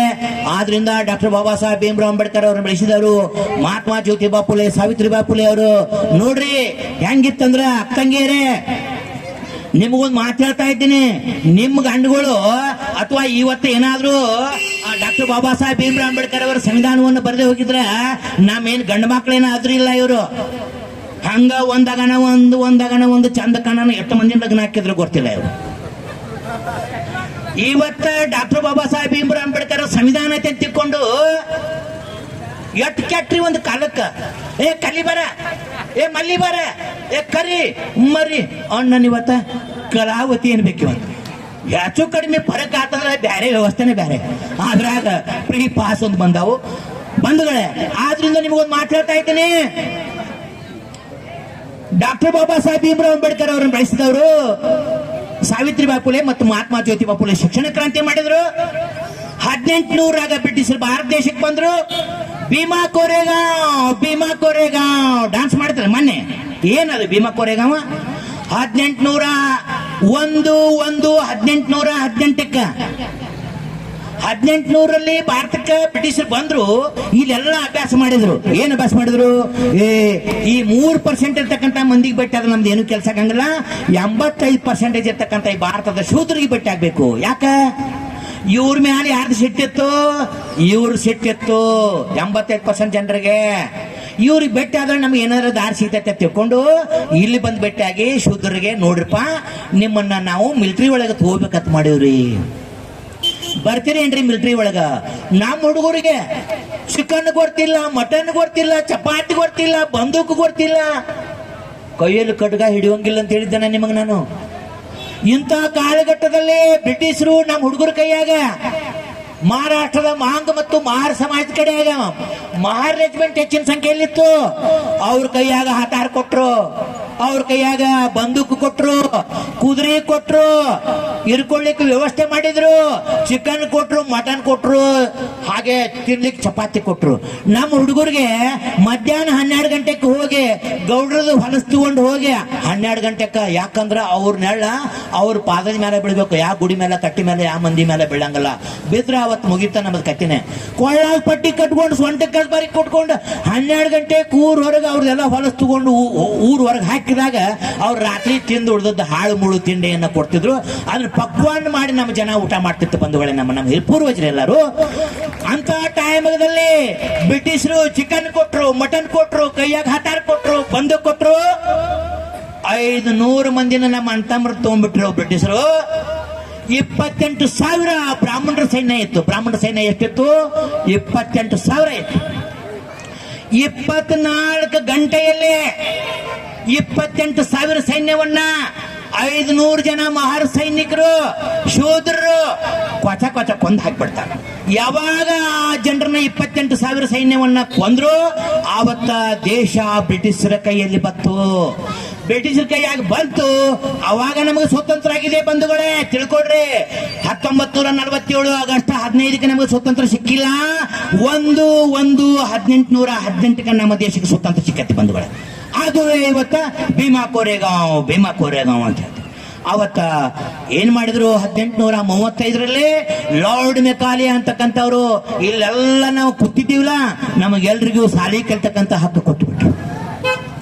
ಭಾರತ ದೇಶದಲ್ಲಿ ಮೊಟ್ಟ ಮೊದಲಿಗಿನ ಸಾಲಿಗೆ ಹೋಗಿರ್ತಕ್ಕಂಥ ಏಕೈಕ ಮನುಷ್ಯ ಯಾರಂದ್ರ ಮಹಾತ್ಮ ಜ್ಯೋತಿಬಾ ಫುಲೆ ಅಂತಿಕೊಂಡು ಹೂಗಾರ್ ಸಮಾಜ. ಹೂಗಾರ್ ಬಂದಿಗೆ ಗೊತ್ತಿಲ್ಲ, ಏನ್ ಮಾಡ್ಬೇಕು ಇತಿಹಾಸ. ಹೂಗಾರ್ ಡಾಕ್ಟರ್ ಬಾಬಾ ಸಾಹೇಬ್ ಅಂಬೇಡ್ಕರ್ ಅವರು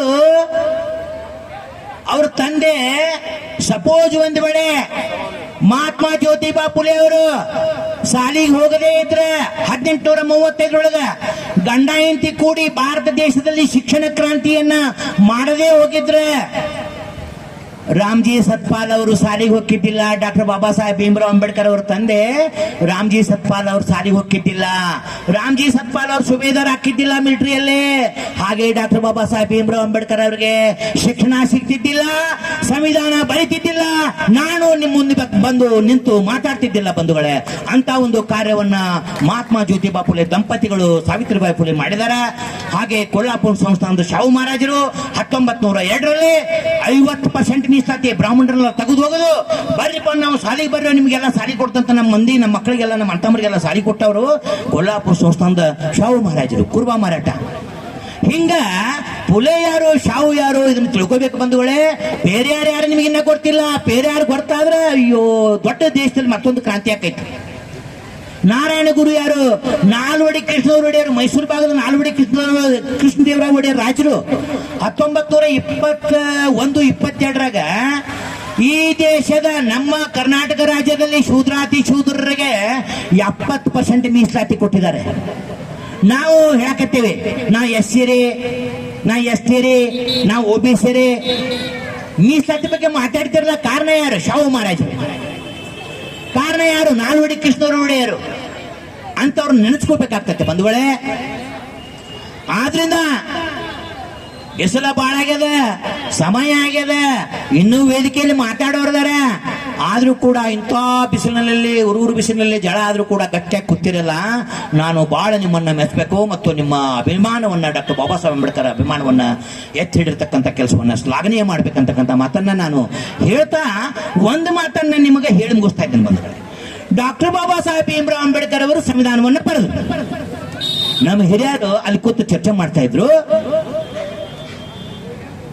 ಸಂವಿಧಾನ ಏನ್ ಹೇಳ್ತು? ಭಾರತ ದೇಶದ ಸಂಪತ್ತನ್ನ ಸಮನಾಗಿ ಹಂಚಿಕೆ ಮಾಡ್ರಿ ಅಂತ ಹೇಳ್ತು. ಹಂಚಿಕೆ ಮಾಡೋದು ಒತ್ತಾಟಿ ಉಳಿಲಿ. ಅಟ್ಲೀಸ್ಟ್ ಒಂದು ಕುಟುಂಬ ಆರ್ಥಿಕವಾಗಿ ಸದೃಢವಾಗಿ ಮ್ಯಾಲ ಎದ್ದು ಬರ್ಬೇಕಂತಂದ್ರ 3ರಾಗ ಒಂದು ಕಂಪಲ್ಸರಿ ಇರ್ಬೇಕಂತ ಹೇಳ್ತಾರೆ ಅಂಬೇಡ್ಕರ್ ಅವ್ರು. ಅದು ಏನಂದ್ರ ಮನಿಗೊಂದು ನೌಕರಿ, ಮನಿಗೊಂದು ಕುಟುಂಬಕ್ಕೊಂದು ನೌಕರಿ. ನೋಡ್ರಿ, ಒಬ್ಬ ಮನ್ಯಾಗ ನೌಕರಿ ಮಾಡ್ತಾನಂದ್ರೆ ಎಷ್ಟು ಸಿಸ್ಟಮೆಟಿಕ್ RCC ಬಿಲ್ಡಿಂಗ್ ಕಟ್ಕೊಂಡಿರ್ತಾನ, ಮನಿ ಒಳಗೆ ಫ್ರಿಜ್ ಇರ್ತೈತಿ, ಒಂದು ಕಾರ್ ಇರ್ತೈತಿ, ಒಂದು ಸೈಕಲ್ ಮೋಟರ್ ಇರ್ತೈತಿ, ಗಂಡ ಹೆಂಡತಿ ಹೊರಗೆ ಹೋಗಿ ಒಳಗೆ ಬಂದ್ರಂದ್ರೆ ಮತ್ತೆ ಹೊರಗೆ ಹೊಂಟ್ರಂದ್ರೆ ಮತ್ತೊಂದು ಸಾಡಿ ಮತ್ತೊಂದು ಡ್ರೆಸ್ ಚೇಂಜ್ ಇರ್ತೈತಿ. ಅದು ಒಬ್ಬ ನೌಕರಸ್ಥರನ್ನ ಜೀವನ ಅದು. ಆದ್ರಿಂದ ಡಾಕ್ಟರ್ ಬಾಬಾ ಸಾಹೇಬ್ ಭೀಮರಾವ್ ಅಂಬೇಡ್ಕರ್ ಅವರು ಕುಟುಂಬಕ್ಕೊಂದು ಸರ್ಕಾರ ನೌಕರಿ ಕೊಡ್ರಿ ಅಂತಿಕೊಂಡು 1935ರಲ್ಲಿ 10 ವರ್ಷ ಹೋರಾಟ ಮಾಡ್ತಾರ. ನಮಗೆ ಓಟ್ ಹಾಕೋ ಹಕ್ಕು ಕೊಡ್ರಿ, ಶಿಕ್ಷಣದಲ್ಲಿ ಮೀಸಲಾತಿ ಕೊಡ್ರಿ, ನೌಕರಿಯಲ್ಲಿ ಮೀಸಲಾತಿ ಕೊಡ್ರಿ ಅಂತ 10 ವರ್ಷ ಹೋರಾಟ ಮಾಡ್ತಾರ. ಸರ್ದಾರ್ ವಲ್ಲಭಾಯಿ ಪಟೇಲ್ ಬಗ್ಗೆ ನೀವೆಲ್ಲ ತಿಳ್ಕೊಂಡಿದ್ದೀರಲ್ಲ. ಸರ್ದಾರ್ ವಲ್ಲಭಾಯಿ ಪಟೇಲ್ ಏನ್ ಹೇಳ್ತಾರಂತ ಏನ್ರಿ? ಅಂಬೇಡ್ಕರ್ ಅವರ ಏನ್ ನಿಮ್ದು ಆಟ? ಶಿಕ್ಷಣದಲ್ಲಿ ಮೀಸಲಾತಿ ಬೇಕು, ನೌಕರಿಯಲ್ಲಿ ಮೀಸಲಾತಿ ಬೇಕು, ರಾಜಕೀಯದಲ್ಲಿ ಮೀಸಲಾತಿ ಬೇಕು. ನಿಮ್ಗೆ ಬೇಕಂದ್ರೆ ರಾಜಕೀಯ ಮೀಸಲಾತಿ ಎಷ್ಟು ಓದಿರ್ತವ್ರಿ?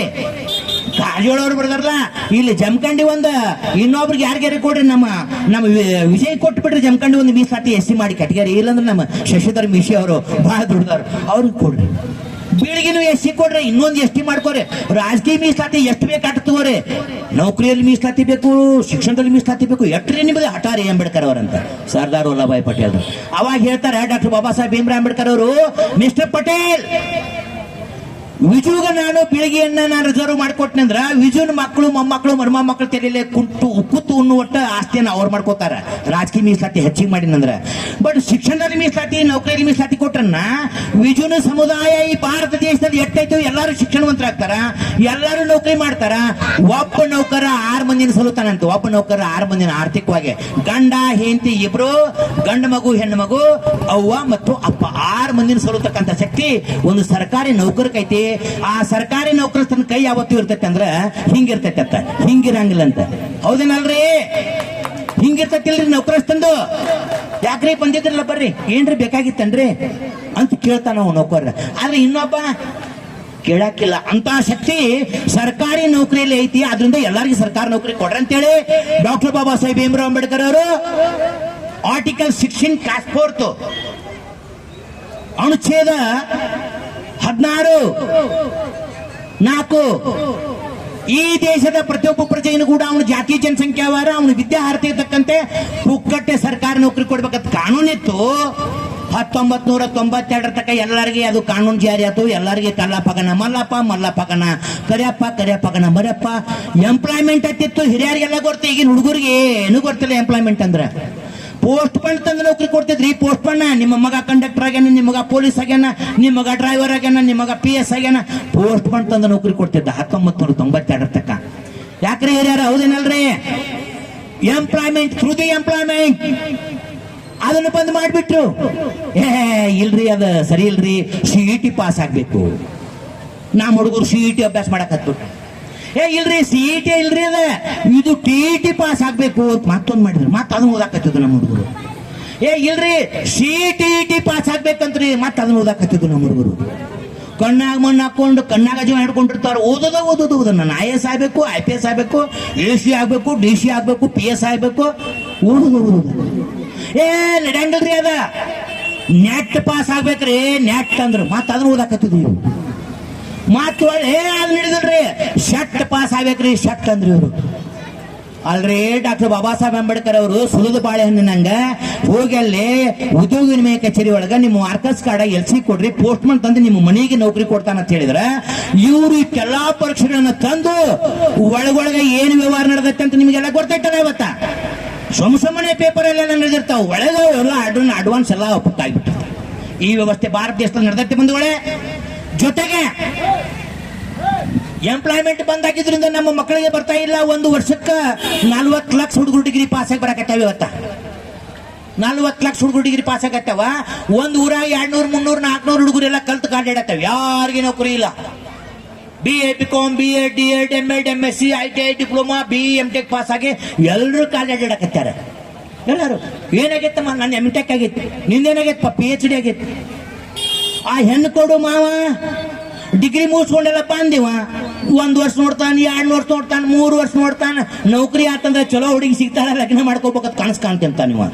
ಹಾಂಗ ಅನ್ಬಿಡ್ದನ ಅವೆಲ್ಲ ಮೀಸಿ ಬಲ್ಕ್ ಬಿಡ್ತಾವು. ಅಪ್ಪ ಮತ್ತ ನಂದು ಮತ್ತೆ ಅಲ್ಲೆಲ್ಲ ಹುಡುಗಿ ತಂದಿದ್ದಲ್ಲ, ಮತ್ತೇನಾಯ್ತು? ಹೌದಮ್ಮ ಖರೇರ್ಪ, ಮಣ್ಣು ಹೋಗಿತ್ತು ನಾನು. ಅವರೆಲ್ಲ ಏನಾಗೈತೆ ಹುಡುಗನ ಸಾಲಿ ಅಂದ್ರು, MA PhD ಪಾಸ್ ಆಗ್ಯಾನ ಅಂತೇಳಿ ಅಂದ್ರೆ ಚಲೋ ಓದಿಸಿರಿ ಅಲ್ರಿ, ಬೇಷಾತ್ರಿ ಅಂದ್ರು. ಮುಂದೆ ನೌಕರಿ ಅದು ಏನ್ರಿ ಮಾಡ್ತಾನ ಅಂತ ಕೇಳಿನಿ. ಬೆಂಗಳೂರಾಗ ನೌಕರಿ ಮಾಡ್ತಾನ ಅಂತ ಹೇಳಿನಿ. ಹೇಳಿದ ಕೂಡ ಅವ್ ಏನ್ ಅನ್ಬೇಕ, ಸರ್ಕಾರಿಯೋ ನೌಕರಿಯೋ ಏನ್ ಖಾಸಗಿಯೋ ಅಂದ. ಖಾಸಗಿರೇ ನಮ್ಮ ಹುಡುಗಿನ ಚಂದಂಗೆ ವಿಚಾರ ಮಾಡ್ತೀನಿ ನೋಡ್ರಿ.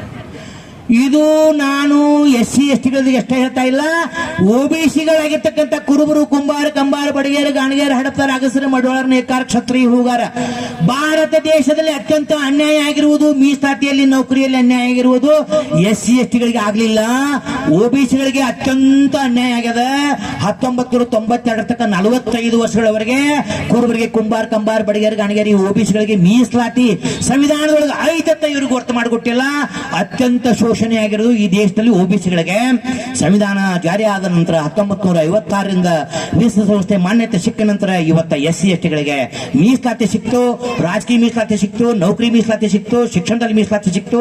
ಹೀಗಾಗಿ ಭಾರತ ದೇಶದಲ್ಲಿ ಹೈಯೆಸ್ಟ್ ಪ್ರಮಾಣದಲ್ಲಿ ನೌಕರಿ ಯಾರೇ ಮಾಡೋದ್ರ ಬ್ರಾಹ್ಮಣರನ್ನು ಬಿಟ್ಟರೆ 2ನೇ number SC STಗಳು. IAS, IPS, class 1, class 2, AC, DC, tahsildar. ಆದ್ರೆ 52% ಇರ್ತಕ್ಕಂಥ OBCಗಳು 3ನೇ ನಂಬರ್ಗೆ ಯಾಕೆ ಹೋದ್ರಂದ್ರೆ ಸಂವಿಧಾನದೊಳಗೆ ಅಂಬೇಡ್ಕರ್ ಏನ್ ಬರ್ದಾರಂತ ಅವ್ರಿಗೆ ಗೊತ್ತಿಲ್ಲ. ಆದ್ರಿಂದ ಬಂಧುಗಳಲ್ಲಿ ಸುತ್ತಮುತ್ತ ಕೆಲವಷ್ಟು ಜನ OBC ಸಮಾಜದಲ್ಲಿ ನನ್ನ ಬಂಧುಗಳದಾರ ಅಂತಿಕೊಂಡು ಈ ಮಾತನ್ನ ಮಾತಾಡಕತ್ತೇನೆ. ಇನ್ನೊಮ್ಮೆ ಇಲ್ಲಿ ಆಗ್ಬಾರ್ದು. ಊರಾಗ ದೊಡ್ಡದ ಟೆಂಟ್ ಹಾಕ್ರಿ, ಇಡೀ ಊರ್ ಜನರೆಲ್ಲ ಸೇರ್ಕೊಂಡು ಇಡೀ ಭಾರತ ದೇಶದ ಜನರಿಗಾಗಿ ಡಾಕ್ಟರ್ ಬಾಬಾ ಸಾಹೇಬ್ ಭೀಮರಾವ್ ಅಂಬೇಡ್ಕರ್ ಸಂವಿಧಾನವನ್ನ ಬರೆದಿದ್ದಾರೆ. SC STಗಳಿಗೆ ಎಷ್ಟ ಅಲ್ಲ. ಆದ್ರಿಂದ ಇಡೀ ಊರ್ ಜನ ಕೂಡಿ ಈ ಜಾತ್ರೆಗೆ ಹಂಗ ಜನ ಸೇರಿರ್ತಿರಲ್ಲ. ಆ ರಥ ಜಗ್ಗಾಕ ಇದು ದೊಡ್ಡ ರಥ ರೇ.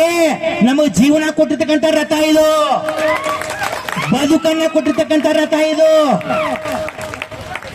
ಗುಲಾಮರಾಗಿರ್ತಕ್ಕಂಥ ನಮಗ ಬದುಕು ಹಕ್ಕನ್ನು ಕೊಟ್ಟಿರ್ತಕ್ಕಂಥ ರಥವನ್ನ ಡಾಕ್ಟರ್ ಬಾಬಾ ಸಾಹೇಬ್ ಭೀಮ್ರಾವ್ ಅಂಬೇಡ್ಕರ್ ಅವರು 1956 ಮಾರ್ಚ್ 18ಕ್ಕೆ ಕೊನೆಯದಾಗಿ ಹೇಳಿ ಮುಗಿಸ್ತಾ ಇದ್ದೇನೆ ಬಂಧುಗಳೇ. ನನ್ನ ರಥವನ್ನ ಸಾಧ್ಯವಾದರೆ ಮುಂದಕ್ಕೆ ಜಗ್ಗಿರಿ. ಇವತ್ತು ನಾವು ನೀವು ಸೇರಿ ಜಗ್ಗಾಕತ್ತೀವಿ, ಜಗ್ಗರೆ ಆದ್ರ ಹಿಂದಕ್ಕೆ ಮಾತ್ರ ನೀವು ಯಾವ ಕಾಲಕ್ಕೂ ತಳ್ಬೇಡ್ರಿ, ಅದನ್ನ ಅಲ್ಲೇ ಬಿಡ್ರಿ ಅಂತ ಹೇಳಿದಾರೆ ಡಾಕ್ಟರ್ ಬಾಬಾ ಸಾಹೇಬ್ ಅಂಬೇಡ್ಕರ್ ಅವರು. ಹೇಳ್ತಾ ಐಷಾ ನಮ್ಮ ಯಾರು ಚೇತನ್ ಸಾಹೇಬ್ರು ಒಂದು ಮಾತು ಹೇಳಿದ್ರು, political power is the master of key ಅಂದು ಹೋಗ್ಬಿಟ್ರು ಅವರು. ಏನದು political power is the master of key ಅಂದ್ರೆ ಏನು? ಡಾಕ್ಟರ್ ಬಾಬಾ ಸಾಹೇಬ್ ಭೀಮ್ರಾವ್ ಅಂಬೇಡ್ಕರ್ 1956 ಮಾರ್ಚ್ 18ಕ್ಕೆ ಅವ್ರು ತೀರ್ಕೊಳ್ಳೋದು 10 ತಿಂಗಳಿರ್ತ ಕೊನೆಯದಾಗಿ ಒಂದು ಮಾತು ಹೇಳ್ತಾರೆ ನೋಡ್ರಿ ಬಂಧುಗಳೇ. ಏನ್ ಮಾಡ್ಬೇಕು ದುರಂತ ಅಂತಂದ್ರೆ ನೀವು ಓದ್ತಾ ಇಲ್ಲ, ಅಂಬೇಡ್ಕರ್ ತಿಳ್ಕೊಳ್ತಾ ಇಲ್ಲ ಬಂಧುಗಳೇ. 1937ರಲ್ಲಿ ಅಂಬೇಡ್ಕರ್ನ ಹಣ ಒಂದು ಪಕ್ಷ ಕಟ್ಟಬೇಕು, ಈ ದೇಶವನ್ನು ಆಳ್ಬೇಕಂತಿಕೊಂಡು ILP ಅಂತ ಪಕ್ಷ ಕಟ್ತಾರೆ, ಇಂಡಿಪೆಂಡೆಂಟ್ ಲೇಬರ್ ಪಾರ್ಟಿ ಅಂತ. ಆಣಿ ಗುರ್ತು ನೀಲಿ ಜೆಂಡಾ ಮಾಡ್ಕೊಂಡ್ರು. 1946ರಲ್ಲಿ ಬೆಳಿಲಿಲ್ಲ ಪಕ್ಷ. ನಮ್ಮವ್ರನ್ನ ಈ ಮನುವಾದಿಗಳು ನಮ್ಮ ವಿರುದ್ಧ ಎತ್ತು ಕಟ್ಟಿ ಅವ್ರಿಗೆ ಓಟ್ ಹಾಕಲ್ಲೇ ನಮ್ಮನ್ನ ಅಂಬೇಡ್ಕರ್ ಅವ್ರನ್ನ ಸೋಲಿಸಿರ್ತಕ್ಕಂಥ ನಮ್ಮ ಜನ. 1946ರಲ್ಲಿ All India Scheduled Caste Federation AISCF ಅಂತ ಪಕ್ಷ ಕಟ್ತಾರೋ, ಆಗೋ ಕೂಡ ಅವರು ಸಿಂಬಾಲು ಆನಿ ಗುರ್ತು ನೀಲಿ ಜೆಂಡಾ ಬಂಧುಗಳೇ. ಆದ್ರಿಂದ 1956ರಾಗ ಮತ್ತೆ ತೀರ್ಕೊಳ್ಳೋದು 10 ತಿಂಗಳಿರ್ತ. ಬೇಡ ಬಿಡ್ತಾಡಿ, ನಾನು ಎಲ್ಲ ಕಾನೂನು ಪದವಿ ರಾಜೀನಾಮೆ ಕೊಟ್ಟು ಎಲ್ಲ ಬಿಟ್ಟು ನಾನು ಹೊರಗೆ ಬಂದ ನಾನು ಒಂದು ಪಕ್ಷ ಕಟ್ಟಿ ಈ ದೇಶವನ್ನು ನಾನು ಆಳ್ಬೇಕು. ಯಾವಾಗ ನನ್ನ ಜನ ಈ ದೇಶವನ್ನು ಆಳಕಟ್ಟಾರೋ, ಸಂವಿಧಾನ ನಮ್ಮ ಕೈಗೆ ಸಿಕ್ತೋ, ನಮ್ಮ ಜನರಿಗೆ ಭಾರತ ದೇಶದ ಇಡೀ ಸಂಪತ್ತನ್ನ ಸಮನಾಗಿ ಹಂಚಿಕೆ ಮಾಡ್ಬೇಕಂತಿಕೊಂಡು ಡಾಕ್ಟರ್ ಬಾಬಾ ಸಾಹೇಬ್ ಅಂಬೇಡ್ಕರ್ ಕನಸ್ಕೊಂಡು ರಿಪಬ್ಲಿಕನ್ ಪಾರ್ಟಿ ಆಫ್ ಇಂಡಿಯಾ ಅಂತಿಕೊಂಡು RPI ಆನೆಗುರ್ತು ನೀಲಿ ಜೆಂಡಾ ಕಟ್ಟಿದ್ರು ಬಂಧುಗಳೇ. ಕಟ್ಟಿ ಒಂದು ಮಾತು ಹೇಳ್ತಾರ ನೋಡ್ರಿ. ನಾನಕ್ ಚಂದ್ರ ರತ್ತೂರವರು ತೀರ್ಕೊಳ್ಳೋ 10 ತಿಂಗಳಿರ್ತಾವ. ಒಂದು ದಿನ ನಾನಕ್ ಚಂದ್ರ ರತ್ತು ಡಾಕ್ಟರ್ ಬಾಬಾ ಸಾಹೇಬ್ ಅಂಬೇಡ್ಕರ್ ಸೇವಕ ಒಂದಿನ ಮನೆಗೆ ಹೋಗಿರ್ತಾರ ನೋಡ್ರಿ. ಡಾಕ್ಟರ್ ಬಾಬಾ ಸಾಹೇಬ್ ಅಂಬೇಡ್ಕರ್ ಯಾಕ 10 ವರ್ಷ ಆಯುಷ್ಯ ಕಡಿಮೆ ಆತಂತಂದ್ರ ಹಿಂಗೆಲ್ಲ ಹಳ್ಳೆಲ್ಲ ಮಾತಾಡಿ ಜನರನ್ನು ಜಾಗೃತ ಮಾಡಿ ಮನೆಗೆ ಹೋಗ್ತಾ ಇದ್ರು. 7:30ಗೆ ದೌಡ ಮನೆಗೆ ಹೋಗಿದ್ರು ಅವರು. ಬಟ್ 8 ಗಂಟೆ ತನಕ ಅಳ್ತಾ ಇದ್ರು. ಡಾಕ್ಟರ್ ಬಾಬಾ ಸಾಹೇಬ್ ಅಂಬೇಡ್ಕರ್ ಅವರು ಅಳ್ತಾ ಇದ್ರು. ಕೊನೆಯ ದಿನ ನಾನಕ್ ಚಂದ್ರತ್ತು ಬಾಗ್ಲಾ ಬಿಡೋದು ಎಲ್ಲ ಮಾಡಿ ಅಂಬೇಡ್ಕರ್ ಅವ್ರ ಯಾಕ್ರಪ್ಪ ಕಣ್ಣು ಬಾತಾವು ಇಷ್ಟು ಯಾಕತ್ತೀರಿ, ಏನ್ ನಿಮ್ಗೆ ಏನ್ ಸಮಸ್ಯೆ ಆಗೈತೆ ಹೇಳ್ರಿ, ನಾನು ಒಂದಿಟ್ಟು ನಿಮ್ ಪಾಲ ತಗೋತೇನ್ರಿ ದುಃಖದಾಗ. ರತ್ತು ನಾನು ಜಗತ್ತಿನಲ್ಲೇ ವಿದ್ವಾನ, ನನ್ನಟ್ಟು ಶಾಣೆ ಯಾರು ಇಲ್ಲ. ಜಗತ್ತಿನಲ್ಲಿ ಹೆಚ್ಚು ಡಿಗ್ರಿಗಳನ್ನು ಪಾಸ್ ಆದವ, ಹೆಚ್ಚು ಪುಸ್ತಕಗಳನ್ನ ಓದಿದವ. ನನಗೆ ಏನು ಸಾಧ್ಯ ಆಗ್ತಾ ಇಲ್ಲ ರತ್ತು. ನೀನ್ ಮಾಡ್ತೀಯಪ್ಪ ರತ್ತು. ನನ್ನ ಜನ ನನ್ನನ್ನ ತಿಳ್ಕೊಳ್ಳಿಲ್ಲ. ನನ್ನ ಜನರಿಗಾಗಿ ನನ್ನ ಜನ ಗುಲಾಮರಾಗಿದ್ರು. ಇವರಿಗೆ ಸಾಲಿ ಕಲಿಯುವ ಹಕ್ಕಿದ್ದಿದ್ದಿಲ್ಲ, ನೌಕರಿ ಮಾಡುವ ಹಕ್ಕಿದ್ದಿದ್ದಿಲ್ಲ, ಆಸ್ತಿ ಗಳಿಸುವ ಹಕ್ಕಿದ್ದಿದ್ದಿಲ್ಲ, ಓಟ್ ಹಾಕುವ ಹಕ್ಕಿದ್ದಿದ್ದಿಲ್ಲ, ಮಾತಾಡುವ ಹಕ್ಕಿದ್ದಿದ್ದಿಲ್ಲ, ನೀರು ಮುಟ್ಲಿಕ್ಕೆ ಪ್ರವೇಶ ಇಲ್ಲ, ಗುಡಿ ಒಳಗೆ ಪ್ರವೇಶ ಇಲ್ಲ, ಏನೂ ಇಲ್ಲ. ಇಂತಹ ಜನರಿಗೆ ನಾನೆಲ್ಲ ಅರ್ಥ ಓಟ್ ಹಾಕೋ ಹಕ್ಕು ಕೊಡಿಸಿದ್ದೀನಪ್ಪ ನಾನು. ಡಾಕ್ಟರ್ ಬಾಬಾ ಸಾಹೇಬ್ ಭೀಮ್ರಾವ್ ಅಂಬೇಡ್ಕರ್ ಅವರಿಗೆ 1932ರಲ್ಲಿ ಆಕ್ಚುಲಿ ಡಾಕ್ಟರ್ ಬಾಬಾ ಸಾಹೇಬ್ ಭೀಮ್ರಾವ್ ಅಂಬೇಡ್ಕರ್ ಅವರಿಗೆ 2 ಓಟ್ ಹಾಕ್ತಕ್ಕಂತ ಹಕ್ಕನ್ನ ಕೊಟ್ಟರು ಬ್ರಿಟಿಷರು. ಯಾಕೆ 2 ಓಟ್ ಹಾಕ್ತಕ್ಕಂತ ಹಕ್ಕನ್ನ ಕೇಳಿದ್ರು ಅಂದ್ರೆ ಅಂಬೇಡ್ಕರ್ ಅವರು ಒಂದು ಓಟನ್ನ ಈ ಮ್ಯಾಗಿನ 3% ಹಾಕ್ತೇವೆ, ಇನ್ನೊಂದು ಓಟನ್ನ ಈ ಕೆಳಗಿನ 85% ಹಾಕ್ತೇವೆ. 2 ಓಟ್ ಹಾಕ್ತಕ್ಕಂತ ಹಕ್ಕನ್ನ ಬ್ರಿಟಿಷರು ದಯಪಾಲಿಸಿದ್ರು. ಆದ್ರೆ 2 ಓಟ್ ಹಾಕ್ತಕ್ಕಂತ ಹಕ್ಕನ್ನ ಕೊಟ್ರೆ ಅಂದ್ರೆ ದೇಶ ಇಬ್ಬಾಗ ಆಕತಿ, ಹಿಂದೂ ಧರ್ಮ ಹಾಳಾಕತಿ. ಇವರು ಅವ್ರನ್ನ ಹೊಡಿತಾರ, ಅವ್ರು ಇವ್ರನ್ನ ಹೊಡಿತಾರ, ಬ್ಯಾಡ ಅಂತ ಹೇಳಿ ಮಹಾತ್ಮ ಗಾಂಧೀಜಿ ಅಂತ ಕರಿತೀರಿಲ್ಲ, ಅವರು ಪುನಾದಿ ಧಾರವಾಡ ಜೈಲು ಮುಂದೆ ಉಪವಾಸ ಸತ್ಯಾಗ್ರಹ ಮಾಡ್ತಾರ್ರಿ. ಆವಾಗ ಓಟ್ ಹಾಕ್ತಕ್ಕಂತ ಹಕ್ಕನ್ನ 2 ಇದ್ದ ಜಾಗದಾಗ 1 ಓಟ್ ಹಾಕತಕ್ಕಂತ ಹಕ್ಕನ್ನ ಬ್ರಿಟಿಷರು ನಮಗ ಕೊಡ್ತಕ್ಕಂತ ಪ್ರಸಂಗ ಬಂದ್ಬಿಡ್ತೈತಿ. ಯಾಕಂದ್ರ ಆವತ್ತಿನ ದಿನ ಈ ಮನುವಾದಿಗಳು ಆರ್ಯರು ನಮ್ಮ ದಲಿತ ಕೇರಿಗಳಿಗೆ ಬೆಂಕಿ ಇಡ್ತಾ ಇದ್ರು, ನಮ್ಮ ಜನರನ್ನು ಸುಡ್ತಾ ಇದ್ರು ಜೀವಂತ. ಅಂಬೇಡ್ಕರ್ ವಿಚಾರ ಮಾಡ್ತಾರ, ನಾನು ಹೋರಾಟ ಮಾಡೋದು ನನ್ನ ಜನರಿಗಾಗಿ, ನನ್ನ ಜನನ ಸತ್ತು ಹೋತಂದ್ರೆ ನಾ ಯಾರ ಸಂಬಂಧ ಹೋರಾಟ ಮಾಡ್ಬೇಕಂತ ತಿಳ್ಕೊಂಡು ಒಂದೇ ಒಂದು ಓಟ್ ಹಾಕ್ತಕ್ಕಂತ ಹಕ್ಕಿಗೆ ಒಪ್ಕೊಂಡು ಡಾಕ್ಟರ್ ಬಾಬಾ ಸಾಹೇಬ್ ಅಂಬೇಡ್ಕರ್ ಅವರು ಹೊರಗೆ ಬರ್ತಿರ್ತಾರ್ರಿ. ಗುಂಡು ಮೇಜಿನ ಪರಿಷತ್ತಿನಿಂದ ಹೊರಗೆ ಬರ್ತಾ ಇದ್ದಾರ. ಅವಾಗ ಆಚಾರ್ಯ ಕೃಪಲಾನಿ ಅಂತ ತಿಳ್ಕೊಂಡು ಒಬ್ಬ ಬ್ರಾಹ್ಮಣ ಏನ್ ಕೇಳ್ತಾನಂತಂದ್ರ, ಏನ್ರಿ ಅಂಬೇಡ್ಕರ್ ಅವ್ರು ಬಹಳ ಖುಷಿಯಾಗಿರಲ್ರಿ, ನಗಾಕತ್ತಿರಲ್ರಿ, ಮಕ್ಕದ ಮೇಲೆ ಮಂದ ಹಾಸ ಬಂದೈತಲ್ರಿ, ಖುಷಿಯಾಗಿದಿರಲ್ಲ, ಏನ್ ಹೋಟ್ ಹಾಕೋ ಹಕ್ ಸಿಕ್ಕೈತೆ ಅಂತ ಖುಷಿಯಾಗಿರಿ ನೀವು ಅಂತ ಅಂಬೇಡ್ಕರ್ ಅವ್ರಿಗೆ ಕೇಳ್ತಾರ ಕೃಪಲಾನಿ. ಹೌದ್ರಿಪ್ಪ, ಸಾವಿರಾರು ವರ್ಷದಿಂದ ನನ್ನ ಜನರಿಗೆ ಓಟ್ ಹಾಕೋ ಹಕ್ಕಿದ್ದಿಲ್ಲ. ಈಗರೆ ನನ್ನ ಜನ ಈ ದೇಶದಲ್ಲಿ 85% ಜನ ಇದ್ದಾರ. ಇಂದಿಲ್ಲ ನಾಳೆ ಈ ಓಟಿನ ಮತವನ್ನು ತಿಳ್ಕೋತಾರ. ಈ ದೇಶವನ್ನು ಆಳುವರ್ಗ ಆಗಲಿ ಅಂತ ಹೇಳಿ ನಾ ಏನ್ ಮಾಡೀನಿ ಅಂದ್ರೆ ಓಟ್ ಹಾಕೋ ಹಕ್ಕ ಪಡ್ಕೊಂಡಿನಿ ಅಂತ ಹೇಳಿ ಆಚಾರ್ಯ ಕೃಪಲಾನಿ ಅವ್ರಿಗೆ ಅಂಬೇಡ್ಕರ್ ಅವ್ರು ಹೇಳ್ತಾರತ್ತ.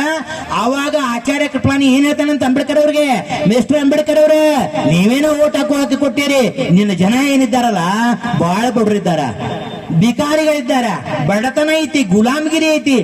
ನೀ ಕೊಟ್ಟಿರ್ತಕ್ಕಂತ ಓಟನ್ನ ಹೆಂಗ ತಗೋಬೇಕಂತ ಹೇಳಿ ನಮಗೆ ಗೊತ್ತೈತಿ ಅಂತ ತಿಳ್ಕೊಂಡು 1932 ಆಚಾರ್ಯ ಕೃಪಲಾನಿ ಹೇಳ್ತು, ಇವತ್ತ ಒಂದು ಬಾಟ್ಲಿ ಸೆರೆ 500 ರೂಪಾಯಿಗೆ ನಮ್ಮ ಓಟನ್ನ ತಗೊಳಕತ್ತಾರ ಬಂಧುಗಳೇ. ಇದು ಸುಳ್ಳು ಹೌದು ಅಲ್ಲ ನೋಡ್ರಿ. ಆದ್ರೂ ಕೂಡ ಡಾಕ್ಟರ್ ಬಾಬಾ ಸಾಹೇಬ್ ಭೀಮ್ರಾವ್ ಅಂಬೇಡ್ಕರ್ ಉತ್ತರ ಕೊಡ್ಬೇಕಲ್ಲ ಹೊಳೆ ಕೃಪಲಾನಿಗೆ. Mister Kripalani, whenever my people will know the power of the voting, whenever my people will know the power of the voting, ಎಲ್ಲಿವರೆಗೆ ನನ್ನ ಜನರಿಗೆ ಓಟಿನ ಮಹತ್ವವನ್ನ ತಿಳ್ಕೊಳ್ಳೋದಿಲ್ಲೋ ಅಲ್ಲಿವರೆಗೆ ನನ್ನ ಜನರ ಓಟನ್ನ ನೀವು ತಗೊಳ್ತೀರಿ. then my people will know the power of the voting, you are beggars on the footpath ಅಂತ ಕರೀತಾರೆ ಡಾಕ್ಟರ್ ಬಾಬಾ ಸಾಹೇಬ್ ಭೀಮ್ರಾವ್ ಅಂಬೇಡ್ಕರ್. ಬೀದಿ ಮೇಲೆ ನೀವು ಬಿಕಾರಿಗಳಾಗಿರ್ತೀರಿ ಅಂತಕ್ಕಂಥ ಮಾತನ್ನ ಅವತ್ತು ಹೇಳಿದಾರ. ಇವತ್ತಿನ ದಿನ ಈ ರೀತಿಯಾಗಿ ನಾನು 2006-2007 ಓಟನ್ನ ತಾಯಿಂದರ್ರೆ, ಅಕ್ಕ ತಂಗಿಯರೇ, ಅಣ್ಣ ತಮ್ಮಂದರ್ರೆ ಯಾವ ಕಾಲಕ್ಕೂ ನೀವು ಮಾರಾಟ ಮಾಡ್ಕೋಬೇಡ್ರಿ. ನಿಮಗೂ ಒಳ್ಳೆಯ ಮನುಷ್ಯ ಯಾವ ಅನಿಸ್ತಾನ, ಒಳ್ಳೆಯ ಪಕ್ಷ ಯಾವ್ದು ಅನಿಸ್ತದ ಅವ್ರಿಗೆ ಓಟ್ ಹಾಕ್ತಕ್ಕಂತ ಹಕ್ಕನ್ನ ಕೊಡ್ರಿ. ಓಟ್ ಹಾಕೋ ಹಕ್ಕಂದ್ರ ನಿಮ್ಮ ತಂಗಿದ್ದಂಗ ಅಂತ ಹೇಳ್ತಾರ ಅಂಬೇಡ್ಕರ್ ಅವರು, ನಿನ್ನ ಹೆಂಡ್ತಿದ್ದಂಗ ಅಂತ ಹೇಳ್ತಾರ, ನಿನ್ನ ಮಗಳಿದ್ದಂಗ ಹೇಳ್ತಾರ. ಮಾರ್ಕೋತೀವೇನ್ರಿ ನಾವು? ಆದ್ರಿಂದ ಡಾಕ್ಟರ್ ಬಾಬಾ ಸಾಹೇಬ್ ಅಂಬೇಡ್ಕರ್ ಮೊಮ್ಮಕ್ಕಳಾಗ್ಬೇಕಂದ್ರ ನಮ್ಮ ಓಟನ್ನ ನಾವು ಯಾವ ಕಾಲಕ್ಕೂ ಮಾರಾಟ ಮಾಡ್ಕೋಬಾರ್ದು. ಡಾಕ್ಟರ್ ಬಾಬಾ ಸಾಹೇಬ್ ಅಂಬೇಡ್ಕರ್ ಚಳವಳಿಯಲ್ಲಿ ನಡಿಬೇಕು ಅಂತ ಹೇಳ್ತಾ 1956 ಮಾರ್ಚ್ 18ಕ್ಕೆ ಡಾಕ್ಟರ್ ಬಾಬಾ ಸಾಹೇಬ್ ಭೀಮ್ರಾವ್ ಅಂಬೇಡ್ಕರ್ ಅವರು ಏನ್ ಹೇಳ್ತಾರಪ್ಪ ಅಂತಂದ್ರ, ಎಲ್ಲಿಯವರೆಗೆ ನನ್ನ ಜನ ಬಹುಜನ ಅಂದ್ರೆ ಏನ್ರಿ, ಇವತ್ತಿನ 1600 ಎಸ್ ಸಿ ಜಾತಿಗಳು, 1000 ಎಸ್ ಟಿ ಜಾತಿಗಳು, 3741 OBC ಜಾತಿಗಳು ಮತ್ತು ರಿಲಿಜಿಯಸ್ ಮೈನಾರಿಟಿ ಧಾರ್ಮಿಕ ಅಲ್ಪಸಂಖ್ಯಾತರು ಬಂಧುಗಳ ಇಲ್ಲಿ ಒಂದಿಟ್ಟು ಧಾರ್ಮಿಕ ಅಲ್ಪಸಂಖ್ಯಾತ ಬಂಧುಗಳ ಇಲ್ಲಿ ವೇದಿಕೆ ಮೇಲೆ ಕೂತಿದ್ದಾರೆ. ಅವ್ರ ಪರವಾಗಿ ನಾನು ಒಂದು ಮಾತು ಹೇಳದೆ ಹೋದ್ರ ಬಹಳ ಕೃತಜ್ಞನ ಆಗ್ತಾ ಇದ್ದೀನಿ ಬಂಧುಗಳೇ. ಡಾಕ್ಟರ್ ಬಾಬಾ ಸಾಹೇಬ್ ಭೀಮ್ರಾವ್ ಅಂಬೇಡ್ಕರ್ ಅವರನ್ನ ಸಂವಿಧಾನ ಸದಸ್ಯನಾಗಿ ಆಯ್ಕೆ ಮಾಡ್ಲಿಕ್ಕೆ ಪಣ ತೊಟ್ಟವರು ಪಶ್ಚಿಮ ಬಂಗಾಳದಲ್ಲಿರ್ತಕ್ಕಂಥ ಮುಸ್ಲಿಂ ಲೀಗ್ ಮತ್ತು ಅಲ್ಲಿ ಚಾಂಡಾಲರು ಅಂತಕ್ಕಂಥ ಮಾತನ್ನ ನಾನು ಹೇಳ್ತಾ ಇದ್ದೇನೆ ಬಂಧುಗಳೇ. ಅಷ್ಟೊಂದು ಶ್ರಮ ಭಾರತ ದೇಶದಲ್ಲಿ ಇಸ್ಲಾಂ ಸಮಾಜಕ್ಕೂ ಕೂಡ ಡಾಕ್ಟರ್ ಬಾಬಾ ಸಾಹೇಬ್ ಅಂಬೇಡ್ಕರ್ ಉತ್ತರೋತ್ತರ ಬೆಳವಣಿಗೆಗೆ ಹೋರಾಟಕ್ಕೆ ಸಪೋರ್ಟ್ ಮಾಡಿದ್ರು. ಆದ್ರಿಂದ ಡಾಕ್ಟರ್ ಬಾಬಾ ಸಾಹೇಬ್ ಭೀಮ್ರಾವ್ ಅಂಬೇಡ್ಕರ್ 1956 ಮಾರ್ಚ್ 18ಕ್ಕೆ ಎಲ್ಲಿವರೆಗೆ ನನ್ನ ಜನ ಒಂದಾಗಿ ಸ್ವಂತ ಪಕ್ಷ ಕಟ್ಟಿ ಈ ದೇಶವನ್ನ ಆಳುವರ್ಗ ಆಗುದಿಲ್ಲೋ ಅಲ್ಲಿವರೆಗೆ ನಾ ಬರೆದಂತ ಸಂವಿಧಾನ ಜಾರಿ ಆಗುದಿಲ್ಲ, ನೀವಿಟ್ಟು ಬಿಸಿಲಾಗಿ ನಿಂತುಕೊಂಡು ಒದರೋದು ತಪ್ಪಂಗಲ್ಲ ಅಂತ ಹೇಳಿ ಡಾಕ್ಟರ್ ಬಾಬಾ ಸಾಹೇಬ್ ಅಂಬೇಡ್ಕರ್ ಅವರು 1950 ಮಾರ್ಚ್ 18 ಹೇಳಿದ್ದಾರೆ. ಬಂಧುಗಳು, ನೀವೆಲ್ಲ ಒಂದಾಗಿ ಈ ಡಾಕ್ಟರ್ ಬಾಬಾ ಸಾಹೇಬ್ ಭೀಮ್ರಾವ್ ಅಂಬೇಡ್ಕರ್ ಅವರು ಹೇಳಿರ್ತಕ್ಕಂಥ ಮಾರ್ಗದಲ್ಲಿ ನಡಿಬೇಕಂತಕ್ಕಂಥ ಮಾತನ್ನು ಹೇಳ್ತಾ ನನ್ನೆರಡು ಮಾತನ್ನು ಮುಗಿಸ್ತಾ ಇದ್ದೀನಿ. ಜೈ ಭೀಮ್, ಜೈ ಭಾರತ್. ಡಾಕ್ಟರ್ ಬಾಬಾ ಸಾಹೇಬರವರ ಇತಿಹಾಸ ಹಾಗೂ ನಮ್ಮ ಪೂರ್ವಜರ ಇತಿಹಾಸವನ್ನು ಅತ್ಯಂತ ಸುಲಲಿತವಾಗಿ ಸರಳವಾಗಿ ನಮ್ಮ ಎಲ್ಲ ಜನರಿಗೆ ತಿಳಿಸಿಕೊಟ್ಟಂತಹ MB ಸಿದ್ದೋಣಿ ಸರ್ ಅವರಿಗೆ ಧನ್ಯವಾದಗಳು. ಈಗ ಭಾರತೀಯ ಚಳವಳಿಗಳು ಅನ್ನಪೂರ್ಣ ಕಾಂಬಳೆ ಅವರಿಗೆ ಕಾರ್ಯಕ್ರಮದ ಆಯೋಜಕರಾದ ಸ್ವಾಗತವನ್ನು ಕೋರಬೇಕೆಂದು ಕೇಳಿಕೊಳ್ತೇನೆ.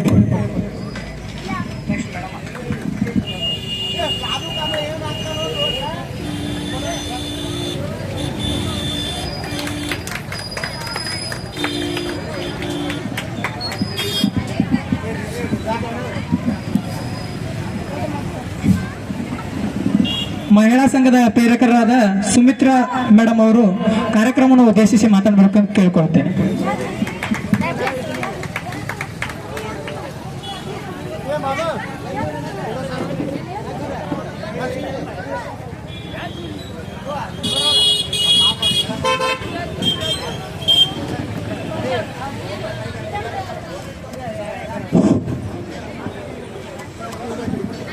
Doctor B R. ಅಂಬೇಡ್ಕರ್ ಸಂವಿಧಾನ ಶಿಲ್ಪಿ ಡಾಕ್ಟರ್ ಬಿ.ಆರ್. ಅಂಬೇಡ್ಕರ್ ಅವರಿಗೆ, ಡಾಕ್ಟರ್ ಬಿ.ಆರ್. ಅಂಬೇಡ್ಕರ್ ಅವರಿಗೆ ಜೈ ಭೀಮ್. ಯಾಕೋ ರೋಜ್ ಕಡಿಮೆ ಬಿಸಿಲು ಜಾಸ್ತಿ ಆಗೈತಿ. Doctor B R. ಅಂಬೇಡ್ಕರ್ ಅವರ 134ನೇಯ ಜನ್ಮ ದಿನೋತ್ಸವಕ್ಕೆ ಪ್ರತಿಯೊಬ್ಬರಿಗೂ ಹಾರ್ದಿಕ ಶುಭಾಶಯಗಳು. ಜೋರಾಗಿ ಚಪ್ಪಾಳೆ ಮೂಲಕ, ಜೋರಿನ ಚಪ್ಪಾಳೆ ಉಂಟು, ಇನ್ನ ಜೋರು ಬಿಡ್ರಿ, ಯಾರು ಬರ್ತಾ ಇಲ್ಲ, ಇಲ್ಲಿ ಸೌಂಡೇ ಬರ್ತಾ ಇಲ್ಲ.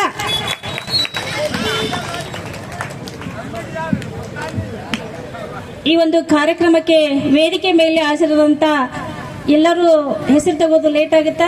ಸರ್ವ ವೇದಿಕೆ ಮೇಲೆ ಹಾಜರಿರುವಂತ ಎಲ್ಲ ಗಣ್ಯ ಮಂಡರಿಗೂ ನಮಸ್ಕಾರ. ಅದೇ ರೀತಿ ವೇದಿಕೆ ಮುಂಭಾಗದಲ್ಲಿ ಆಗಮಿಸಿದ ನನ್ನೆಲ್ಲ ಅಕ್ಕ ತಂಗಿಯರಿಗೆ ಹಾಗೂ ಹಿರಿಯರಿಗೆ, ಮುದ್ದು ಮಕ್ಕಳಿಗೆ, ಅದೇ ರೀತಿ ಎಲ್ಲ ನನ್ನ ಯುವಕ ಸಂಘದ ಸದಸ್ಯರಿಗೆ, ಈ ಕೊಣ್ಣೂರು ಯುವಕ ಸಂಘದ ಸದಸ್ಯರಿಗೂ ಕೂಡ ಈ ಒಂದು ಕಾರ್ಯಕ್ರಮಕ್ಕೆ ಆತ್ಮೀಯವಾದಂತ ನಮಸ್ಕಾರಗಳನ್ನು ತಿಳಿಸುತ್ತಾ, ಅಂಬೇಡ್ಕರ್ ಅವರ ಕೆಲವೊಂದು ನುಡಿಮುತ್ತುಗಳನ್ನು ಹೇಳ್ತಾರ. ನಿಮ್ಮ ಮಕ್ಕಳಿಗೆ ಧಾರ್ಮಿಕತೆಯನ್ನ ಬೋಧಿಸಬೇಡಿ, ಅವರ ಮೂಢನಂಬಿಕೆಯ ಗುಲಾಮರಾಗುತ್ತಾರೆ. ನಿಮ್ಮ ಮಕ್ಕಳಿಗೆ ಧಾರ್ಮಿಕತೆಯ ಬೋಧಿಸಬೇಡಿ, ಅವರು ಗುಲಾಮಗಿರಿಗೆ ಬೀಳುತ್ತಾರೆ. ಅವರಿಗೆ ಶಿಕ್ಷಣ ಕೊಡಿ, ಗುಲಾಮಗಿರಿಯನ್ನು ಮೆಟ್ಟು ನಿಲ್ಲುತ್ತಾರೆ ಅಂತ ಹೇಳುತ್ತಾ ಹೇಳಿದ್ರು ಅಂಬೇಡ್ಕರ್ ಅವರು, ಡಾಕ್ಟರ್ ಬಿ.ಆರ್. ಅಂಬೇಡ್ಕರ್ ಅವರು. ನನಗೂ ಇಲ್ಲೊಂದು ಮಾತಾಡಕ್ಕೆ ಅವಕಾಶ ಸಿಕ್ಕೈತಿ ಅಂತ ಭಾಳ ಖುಷಿ ಸಂತೋಷ ಆಕೈತಿ.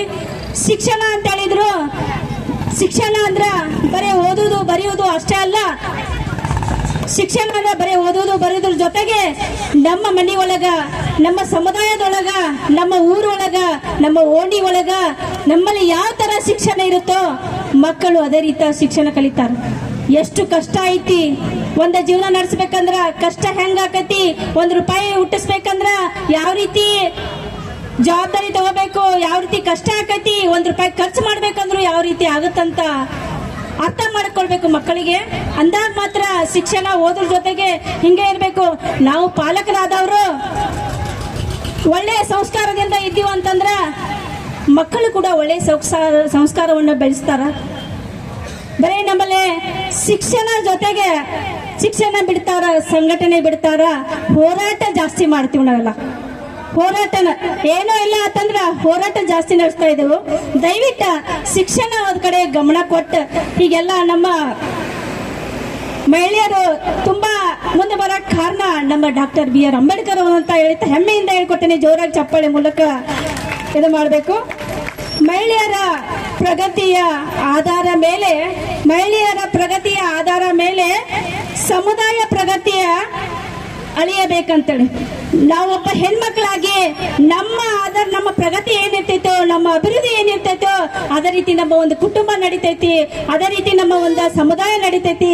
ಅದೇ ರೀತಿ ಹಾಗೆ ಆರ್ಥಿಕವಾಗಿ, ರಾಜಕೀಯವಾಗಿ ಮತ್ತೆ ಸಾಮಾಜಿಕವಾಗಿ ಎಲ್ಲವನ್ನು ಅಭಿವೃದ್ಧಿ ಆಗ್ಬೇಕಾದ್ರ ನಾವು ಮಹಿಳೆಯರು ಮುಂದೆ ಬಂದಾಗ ಮಾತ್ರ ಸಾಧ್ಯ ಆಕತಿ. ಇಲ್ಲಿವರೆಗೆ ಮಹಿಳೆಯರು ಇಷ್ಟು ಮುಂದೆ ಬರಾಕ, ಇಷ್ಟು ಕುಂತು ಮಾತಾಡಕ ಅವಕಾಶ ಆಗಕ ಮೇನ್ ಕಾರಣ ನಮ್ಮ ಡಾಕ್ಟರ್ ಬಿ.ಆರ್. ಅಂಬೇಡ್ಕರ್ ಅವರು ಅಂತ ಹೇಳುತ್ತಾ, ಮಹಿಳೆಯರು ಕೂಡ ಮುಂದೆ ಬರಬೇಕು, ಅವರಿಗೂ ಆದಂತ ಎಲ್ಲ ಸಮಾನವಾದ ಅವಕಾಶಗಳು ಕೊಡಬೇಕು. ಅವರು ಕೂಡ ಗಂಡು ಮಕ್ಕಳಾಗ ಅವರಂತಾನೆ ಇರಬೇಕು. ಎಲ್ಲಾ ರಂಗದಲ್ಲೂ ಶಿಕ್ಷಣದಾಗಿರ್ಬೋದು, ರಾಜಕೀಯ ಆಗಿರ್ಬೋದು, ಎಲ್ಲ ಪ್ರತಿಯೊಂದು ರಂಗದಲ್ಲೂ ಕೂಡ ಮಹಿಳೆಯರು ಮುಂದೆ ಬರಬೇಕಂತ ಹೇಳಿಕೊಟ್ಟ ಮಹಾನ್ ಭಾವರವರು. ಅದಕ್ಕಾಗಿ ಹೇಳ್ತೀನಿ, ದಯವಿಟ್ಟು ಶಿಕ್ಷಣ ಅನ್ನೋದು ಬಹಳ ಮುಖ್ಯವಾಗೈತಿ. ಶಿಕ್ಷಣ ಜೊತೆಗೆ ಸಂಘ ಕಟ್ಕೊಂಡ್ರಿ. 11 ವರ್ಷ ಆಯ್ತು ಇಲ್ಲಿ ಸಂಘ ಕಟ್ಕೊಂಡ. ರಮಾಬಾಯಿ ಅಂಬೇಡ್ಕರ್, ಅದೇ ರೀತಿ ಸಂವಿಧಾನ ಶಿಲ್ಪಿ ಅಂಬೇಡ್ಕರ್ ಅನ್ನುವಂತ ಸಂಘವನ್ನ ಚಾಲೂ ಮಾಡಿ ಇಲ್ಲಿವರೆಗೆ ಪ್ರತಿಯೊಬ್ಬರು ಉಳಿತಾಯ ಮಾಡ್ತಾರಂದ್ರ ಬಹಳ ಹೆಮ್ಮೆ ಪಡ್ಬೇಕಾಕೈತಿ. ಅವರ ಸ್ವಾವಲಂಬಿ ಅನ್ನೋ ಬದುಕನ್ನ ಪಡೆದ ಮುಂದೆ ಬಂದು ಮಕ್ಕಳಿಗೆ ಒಳ್ಳೆಯ ಶಿಕ್ಷಣ ಕೊಡ್ತಾರ. ನಿಮ್ಮ ಒಂದು ಮಾತು ಹೇಳ್ತೀನಿ ನಾನು.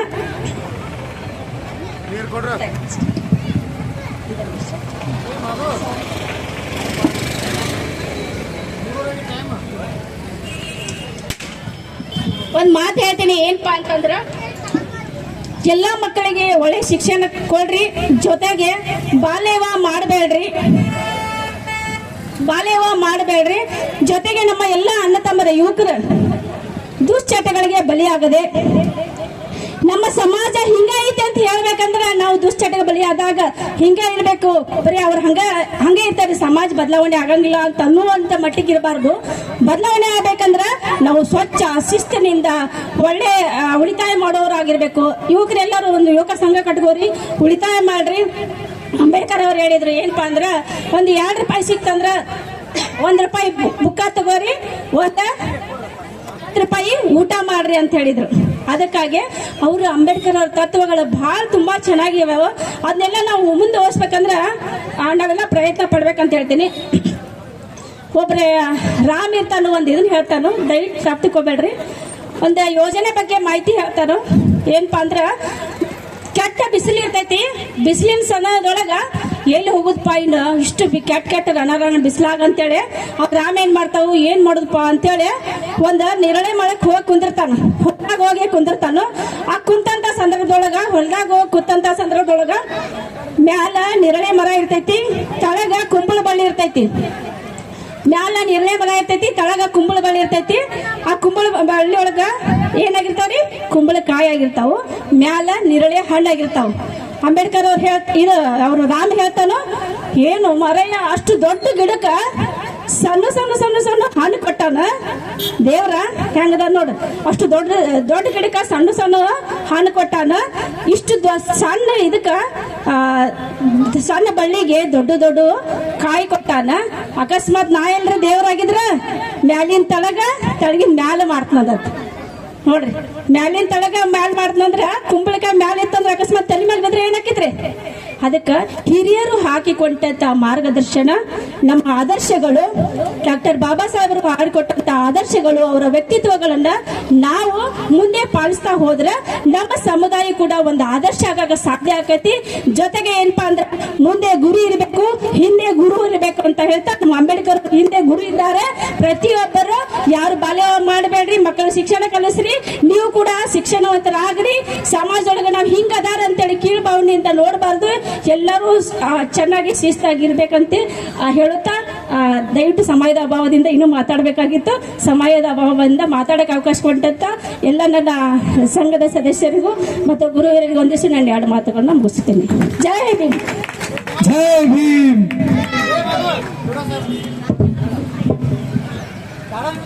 ಡಾಕ್ಟರ್ ಬಾಬಾ ಸಾಹೇಬರ ಮತ್ತು ಮಹಿಳಾ ಸಂಘಟನೆಗಳ ಕುರಿತು ಅತ್ಯಂತ ಸುಲಲಿತವಾಗಿ ಮಾತನಾಡಿದಂತ ಸುಮಿತ್ರೆ ಬೋರ್ಗಿ ಮೇಡಮ್ ಅವರಿಗೆ ಧನ್ಯವಾದಗಳು. ಈಗ ರಮೇಶನ್ನ ಬಳಲ್ಗಡ ಅವರಿಂದ 1-2 ಮಾತುಗಳು.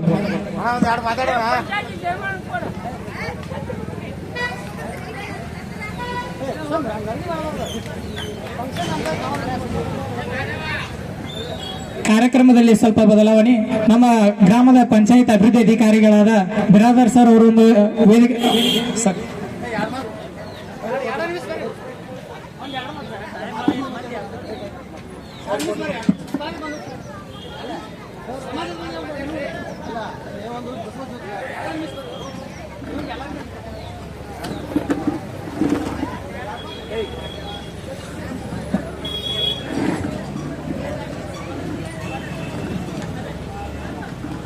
ಮೊದಲಿಗೆ ಆರಾಧ್ಯ ದೈವ ಶ್ರೀ ಕರಿಸಿದ್ದೇಶ್ವರ ದೇವರಿಗೆ ನಮಸ್ಕರಿಸಿ, ವೇದಿಕೆ ಮೇಲೆ ಆಸೀನರಾಗಿರ್ತಕ್ಕಂತಹ ಎಲ್ಲ ಗಣ್ಯಾತಿಗಳಿಗೂ ನಮಸ್ಕರಿಸಿ ಮತ್ತು ಇವತ್ತು ನೆರೆದಿರ್ತಕ್ಕಂತಹ ಈ ಸಭೆಗೆ ಆಗಮಿಸಿರ್ತಕ್ಕಂಥ ತಮ್ಮೆಲ್ಲರಿಗೂ ನಮಸ್ಕರಿಸಿ, ಇಂದು ನಾವು ಭಾರತ ರತ್ನ ಡಾಕ್ಟರ್ BR ಅಂಬೇಡ್ಕರ್ ಅವರ ಜಯಂತಿಯನ್ನು ಆಚರಣೆಯನ್ನು ಮಾಡ್ತಾ ಇದ್ದೀವಿ.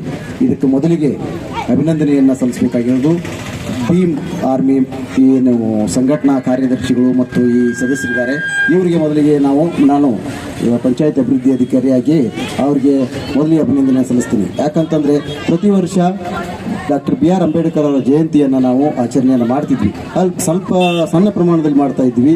ಇವತ್ತು ಈ ವರ್ಷ ಏನೋ ಬೇರೆ ವಿಶೇಷ ಮಾಡ್ತೀವಿ ಅಂತ ಹೇಳಿ ನನ್ನ ಹತ್ರ ಬಂದಾಗ ನಾನು ಅವರಿಗೆ ಒಂದು ಸಲಹೆಯನ್ನು ಕೊಟ್ವಿ. ಏನಂತಂತಂದರೆ ಈ ಡಾಲ್ಬಿ ಹಚ್ಚೋದಾಗಿರ್ಬೋದು ಮತ್ತು ಈ ದೊಡ್ಡ ಪ್ರಮಾಣದಲ್ಲಿ ಗಾಡಿ ಓಡಿಸೋದಾಗಿರ್ಬೋದು ಅದನ್ನೆಲ್ಲವನ್ನು ಬದಿಗಿಟ್ಟು ಇಂತಹ ಒಂದು ಅರ್ಥಪೂರ್ಣ ಕಾರ್ಯಕ್ರಮವನ್ನು ಮಾಡಿರಿ, ನಮ್ಮೆಲ್ಲ ಸಹಕಾರ ನಿಮ್ಮ ಜೊತೆ ಇರ್ತದೆ ಅಂತ ಹೇಳಿದಾಗ ಅವರು ಬಹಳ ಉತ್ಸುಕತೆಯಿಂದ ಅದನ್ನು ಒಪ್ಪಿಕೊಂಡು ಈ ರೀತಿಯಾದಂತಹ ಒಂದು ಅತ್ಯಂತ ಅಚ್ಚುಕಟ್ಟಾದಂತಹ ಒಂದು ಸಭೆಯನ್ನು ಮಾಡಿದರು. ಇದನ್ನೇ ನಾನು ನಮ್ಮ ತುಂಬ ಹೃದಯದಿಂದ ಅವ್ರನ್ನ ಮೆಚ್ಕೊಳ್ತಾ ಇದ್ದೀನಿ. ಹಾಗೇನೆ ಇದೇ ರೀತಿ ಇದಕ್ಕಿಂತ ದೊಡ್ಡ ಪ್ರಮಾಣದಲ್ಲಿ ನಮ್ಮ ಸರ್ ಹೇಳಿದ್ರು, ಈಗ ಊರಿನ ಮಧ್ಯದಲ್ಲಿ ಊರಿನ ಎಲ್ಲಾ ಸಾರ್ವಜನಿಕರಲ್ಲಿ ಆಚರಣೆಯನ್ನ ಮಾಡಬೇಕು. ಯಾಕಂತಂದ್ರೆ ಬಾಬಾ ಸಾಹೇಬ್ ಅಂಬೇಡ್ಕರ್ ಸಮಾನತೆಯನ್ನ ಕೊಟ್ಟಿರ್ತಕ್ಕಂತಹ ಹರಿಕಾರರು. ಚೇತನ್ ಸರ್ ಹೇಳೋದ್ರು, ಸಮಾನತೆಯ ಸಾಕಷ್ಟು ರಂಗದಲ್ಲಿ ಸಮಾನತೆಯನ್ನು ನಾವು ಕಾಣಬೇಕಾಗಿದೆ. ಲಿಂಗಭೇದವನ್ನು ಮಾಡದೆ ಮತ್ತು ಆರ್ಥಿಕತೆಯಲ್ಲಿ ಮತ್ತು ಜಾತೀಯತೆಯಿಂದ ಮತ್ತು ಸಮಾಜಮುಖಿಯಾಗಿ ಸಮಾನತೆಯನ್ನು ತರಬೇಕಾಗಿರುವುದರಿಂದ ಇದನ್ನ ಎಲ್ಲ ಸರ್ವ ನಾಗರಿಕರು ಭಾರತೀಯರು ಎಲ್ಲರೂ ಆಚರಣೆಯನ್ನ ಮಾಡಬೇಕು ಮತ್ತು ಪ್ರತಿ ವರ್ಷ ಬಾಬಾ ಸಾಹೇಬ್ ಅಂಬೇಡ್ಕರ್ ಅವರನ್ನ ನೆನೆಸಬೇಕು. ಅವರು ಹಾಕಿಕೊಟ್ಟ ಮಾರ್ಗವನ್ನು ಹೇಳ್ತಾ ಹೋದ್ರೆ ಅಂಬೇಡ್ಕರ್ ಅವರ ಜೀವನ ಚರಿತ್ರೆ, ಅವರ ತತ್ವಗಳು, ಅವರ ಸಲಹೆಗಳು, ಅವರ ಸೂಚನೆಗಳನ್ನ ಎಷ್ಟು ಹೇಳಿದ್ರು ಕಡಿಮೆ, ಯಾರು ಹೇಳಿದ್ರು ಕಡಿಮೆ. ಯಾಕಂತಂದ್ರೆ ಬಗೆದಷ್ಟು ಅಮೃತ ಇನ್ನೂ ಜಾಸ್ತಿ ಬರುವಂತಹ ಒಂದು ಸಂಪತ್ತು ಅವರ ಹತ್ರ ಇತ್ತು. ಅದನ್ನ ಅವರು ಮುಂದಿನ ಸಮಾಜಕ್ಕೆ ಕೊಟ್ಟು ಹೋದ್ರು. ಚೇತನ್ ಸರ್ ಹೇಳಿದಂತೆ ಸಮಾಜಕ್ಕೆ ನಾವು ಇನ್ನೂ ಕೊಡುಗೆಯಾದಂತಹ ಕೊಡುವಂಥದ್ದು ಬಹಳ ಇದೆ. ಆ ಒಂದು ನಿಟ್ಟಿನಲ್ಲಿ ನಾವೆಲ್ಲರೂ ಪ್ರಯತ್ನಿಸೋಣ ಅಂತ ಹೇಳಿ ಈ ಸಭೆಗೆ ನನ್ನನ್ನು ಕರೆದು ತುಂಬಾ ಸಭೆಯ ಅಭಾವ ಇರೋದ್ರಿಂದ ನಾನು 2 ಮಾತುಗಳನ್ನ ಮುಗಿಸ್ತೀನಿ. ಜೈ ಹಿಂದ್.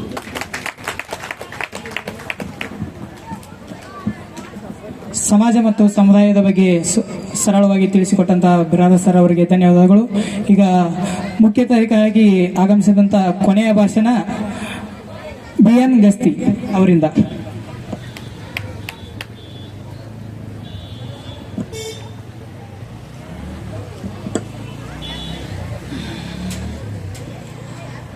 ಸಂವಿಧಾನ ಶಿಲ್ಪಿ, ಭಾರತದ ರತ್ನ, ಸರ್ವ ಜನಾಂಗದ ಆಶಾಕಿರಣ, ಎಲ್ಲರ ಬಾಳಿನಲ್ಲಿ ಜ್ಯೋತಿಯನ್ನು ಹಚ್ಚಿರ್ತಕ್ಕಂಥ ಡಾಕ್ಟರ್ ಬಾಬಾ ಸಾಹೇಬ್ ಅಂಬೇಡ್ಕರ್ ಅವರ 134ನೇ ಜಯಂತ್ಯೋತ್ಸವದ ಕಾರ್ಯಕ್ರಮದಲ್ಲಿ ವೇದಿಕೆಯ ಮೇಲೆ ಆಸೀನರಾಗಿರ್ತಕ್ಕಂಥ, ಯಾಕಂದ್ರೆ ಟೈಮ್ ಭಾಳ ಆಗೈತಿ, ತಾವೆಲ್ಲ ಹಸಿದಿರಿ, ನಾ ಹೆಸರು ತಗೊಳ್ಳಿಕ್ಕೆ ಹೋಗೋದಿಲ್ಲ. ಎಲ್ಲ ಗಣ್ಯಮಾನ್ಯರೇ, ಭಾಷಣಕಾರರಾಗಿ ಬಗೆದಿರ್ತಕ್ಕಂಥ ನಮ್ಮ ಸರು, ನಮ್ಮ ತಳಕೇರಿ ಸರ್ ಅವರು, ಇನ್ನೂ ಅನೇಕರು ವೇದಿಕೆ ಮೇಲಿದ್ದಾರೆ. ಅವರೆಲ್ಲರನ್ನ ನಾನು ಅವರಿಗೆಲ್ಲ ಧನ್ಯವಾದಗಳನ್ನು ಹೇಳಿ ಈ ಒಂದು ಕಾರ್ಯಕ್ರಮದಲ್ಲಿ ಭಾಗವಹಿಸಿರ್ತಕ್ಕಂಥ ನಮ್ಮ ಎಲ್ಲ ಅಕ್ಕ ತಂಗಿಯರೇ, ಯುವಕ ಮಿತ್ರರೇ, ಈ ಅಂಬೇಡ್ಕರ್ ಜಯಂತಿ ಇವತ್ತು ಮಾಡಿದ್ದು ಸ್ವಾರ್ಥಕ್ಕಾಗಿದೆ ಅಂತ ಹೇಳಿ ನನ್ನ ಭಾವನೆ. ಯಾಕಂತಂದ್ರೆ ಚೇತನ್ ಅವರು ಸಡನ್ ಸಿಗುವಂಥ ವ್ಯಕ್ತಿ ಅಲ್ಲ.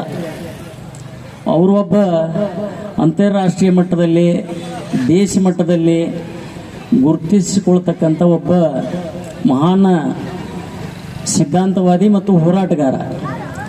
ಅಂಥವರು ಅದು ಏನು ದೈವನೋ ಏನೋ ಅಚಾನಕ್ಕಾಗಿ ಈ ಒಂದು ನಮ್ಮ ಕಾರ್ಯಕ್ರಮದಲ್ಲಿ ಬಂದು ತಮ್ಮ ಅಪಾರವಾದ ಅನುಭವ ಡಾಕ್ಟರ್ ಬಾಬಾ ಸಾಹೇಬ್ ಅಂಬೇಡ್ಕರ್ ಅವರ ಬಗ್ಗೆ ಇರತಕ್ಕಂಥ ಅನೇಕ ಅವರ ವಿಚಾರಗಳನ್ನು ಅವರ ಸುದೀರ್ಘ ಮಾತುಗಳಲ್ಲಿ ಅರ್ಥಗರ್ಭಿತವಾಗಿ ಅವರು ನಮ್ಮ ಮುಂದೆಲ್ಲ ತೆರೆದಿಟ್ಟರು. ಮತ್ತು ನಮ್ಮ ಗುರುಗಳು ರಿಟೈರ್ ಸರು ಸಂತೋಷ್ ಅವರು, ತಳಕೇರಿ ಅವರು ಕೂಡ ಅವರು ಚೆನ್ನಾಗಿ ಮಾತಾಡಿದರು. ಸರ್ ಅಂತೂ ಅಂಬೇಡ್ಕರ್ ಅವರ ಬಗ್ಗೆ, ಈ ಸಮಾಜದ ಬಗ್ಗೆ, ಅವರ ಹಿಂದೆ ಯಾವ ರೀತಿ ಕಷ್ಟ ನಷ್ಟಗಳನ್ನು ಅನುಭವಿಸಿದ್ರು ಅಂಬೇಡ್ಕರ್ ಬಾಬಾ ಸಾಹೇಬರು, ನಮಗೆಲ್ಲ ನಿಜವಾಗಿ ನಮಗೆ ಒಂದು ಥರ ದುಃಖ ಅನ್ಸಾಕೈತೆ ಸರ್ ಮಾತಾಡುವಾಗ.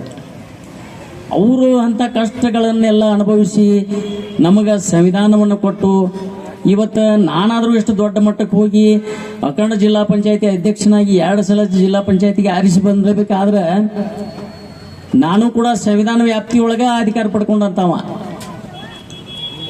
ನಾನು ಎಂದೂ ಇದನ್ನು ಮರೆಯೋದಿಲ್ಲ. ನಾ ಎಲ್ಲಿ ಹೋಗ್ತಾನಲ್ಲೇ ನಾನು ಇಷ್ಟು ದೊಡ್ಡ ಅಧಿಕಾರ ಸಿಗಬೇಕಾದ್ರೆ ನಾನು ಸಂವಿಧಾನ ವ್ಯಾಪ್ತಿಯಲ್ಲಿ, ಅಂಬೇಡ್ಕರ್ ಅವರು ಕೊಟ್ಟಿರ್ತಕ್ಕಂಥ ಸಂವಿಧಾನದ ವ್ಯಾಪ್ತಿಯಲ್ಲಿ ನಾನು ಅಧ್ಯಕ್ಷ ಆಗಿರ್ತಕ್ಕಂಥವ ಕೆಲಸ ಮಾಡಿನ ಅಂತ ಹೇಳಬೇಕಾಗ್ತೈತಿ. ತಮ್ಮಲ್ಲಿ ಎಲ್ಲರಲ್ಲಿ ನಾ ಒಂದು ಕಳಕಳಿ ಏನು ಮನವಿ ಮಾಡ್ತಾನೆ ಅಂತಂದ್ರೆ, ಈ ನಮ್ಮ ಸಮಾಜ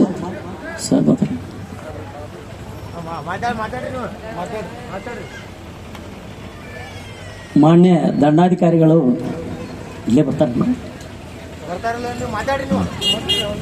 ನಾವೊಂದು ಕಳಕಳಿ ಮನವಿ ಏನು ಮಾಡ್ತಾನೆ ಅಂತಂದ್ರೆ, ತಮಗೆಲ್ಲ ಇಷ್ಟು ನಮ್ಮ ಸಂಖ್ಯೆ ಐತಿ, ಬಹಳಷ್ಟು ಮಂದಿ ಯುವಕರಿದ್ದೀರಿ ಮತ್ತು ಹುಡುಗರ ಸಂಖ್ಯೆನೂ ಸಾಕಷ್ಟು ಐತಿ. ಇವತ್ತು ನೀವೆಲ್ಲರೂ ಇಲ್ಲಿ ಹೆಚ್ಚಿಗೆ ನಿಮ್ಮ ಮಕ್ಕಳನ್ನ ವಿದ್ಯಾವಂತರನ್ನಾಗಿ ಮಾಡಬೇಕು. ಒಳ್ಳೆಯ ಮಾರ್ಗದಲ್ಲಿ ನಡೆಯುವ ಹಾಗೆ ಅವರಿಗೆ ಮಾರ್ಗದರ್ಶಕರಾಗಿ ನೀವು ತಾಯಿ ತಂದೆ ಪಾಲಕರು ಎಲ್ಲರೂ ಆ ರೀತಿ ಹುಡುಗರನ್ನ ನಿಮ್ಮ ಮಕ್ಕಳನ್ನು ನೀವು ಬೆಳೆಸಬೇಕು. ಯಾಕಂತಂದ್ರೆ ಅಂಬೇಡ್ಕರ್ ಬಾಬಾ ಸಾಹೇಬರು ಏನು ಮುಖ್ಯ ಉದ್ದೇಶ ಹೇಳಿದ್ರಂದ್ರೆ ಶಿಕ್ಷಣಕ್ಕೆ ಬಹಳ ಒತ್ತು ಕೊಟ್ಟು ಅವರು ನಮಗೆಲ್ಲ ಮಾರ್ಗದರ್ಶನ ಮಾಡ್ಯಾರ.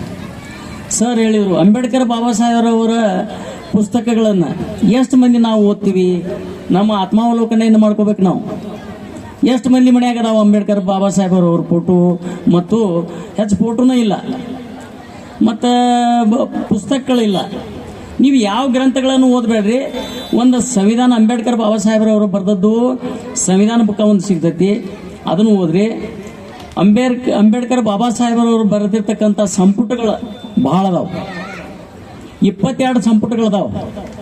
ನಿಮಗೆ ಸಾಧ್ಯ ಆದ ಮಟ್ಟಿಗೆ ದಿವಸ ಒಂದು ತಾಸು ಅವನ್ನ ನೀವೆಲ್ಲರೂ ಯುವಕರು, ಕಲ್ತಿರ್ತಕ್ಕಂಥ ಯುವಕರು ನೀವು ಓದಿದ್ರ ಜೊತೆಗೆ ನಿಮ್ಮ ಮನೆಯಲ್ಲಿ ಆ ಪರಿಪಾಠವನ್ನು ಹಾಕಿದ್ರೆ ನಿಮ್ಮ ಮುಂದಿನ ಪೀಳಿಗೆ ಏನೈತಿಲ್ಲ ಸಣ್ಣ ಮಕ್ಕಳು ಅವನು ಓದಲಿಕ್ಕೆ ಚಾಲು ಮಾಡ್ತಾರೆ. ಅಂಬೇಡ್ಕರ್ ಅವರು ಯಾವ ರೀತಿ ತಮ್ಮ ಹೋರಾಟದ ಮುಖಾಂತರ ನಮ್ಮ ಬದುಕನ್ನು ರೂಪಿಸಿದ್ರು ಅನ್ನುವಂಥದ್ದನ್ನು ನಮಗೆಲ್ಲ ತಿಳಿಸ್ದಂಗೆ ಆಗ್ತತಿ ಅನ್ನುವಂಥ ಮಾತನ್ನು ಈ ಸಂದರ್ಭದಲ್ಲಿ ಹೇಳಿ, ನಾನು ಬೇರೆ ಬೇರೆ ಅಧಿಕಾರಿಗಳನ್ನು ಸಾಕಷ್ಟು ಅನುಭವಿಸಿದ್ದೀನಿ. ಆದ್ರೆ ಅದೆಲ್ಲ ನನಗೆ ಸಿಕ್ಕದ್ದು ಬಾಬಾ ಸಾಹೇಬ್ರವರು ಪುಣ್ಯ ಅದ. ಯಾಕಂದ್ರೆ ಮೀಸಲಾತಿ ಇರಲಿಲ್ಲ ಅಂತಂದ್ರೆ ನಾನು 63 ಮಂದಿ ZP ಮೆಂಬರ್ಸು, 17 ಮಂದಿ MLAಗಳು, 2 MP ಮುಂದೆ ನಾ ಕಾಂಪಿಟೇಷನ್ ಮಾಡಿ ಅಧ್ಯಕ್ಷ ಆಗಲಿಕ್ಕೆ ಎಂದು ಸಾಧ್ಯ? 2 ಅಖಂಡ ಜಿಲ್ಲಾ ಇದ್ದಾಗ ಇಂಥ ಒಂದು ಹೋರಾಟ ನನಗೆ ಶಕ್ತಿ ಕೊಡಬೇಕಾದ್ರೆ ಮೀಸಲಾತಿ. ಆ ಮೀಸಲಾತಿ ಮಾಡಿದವರು ಯಾರು? ಬಾಬಾ ಸಾಹೇಬ್ ಅಂಬೇಡ್ಕರ್ ಅವರು.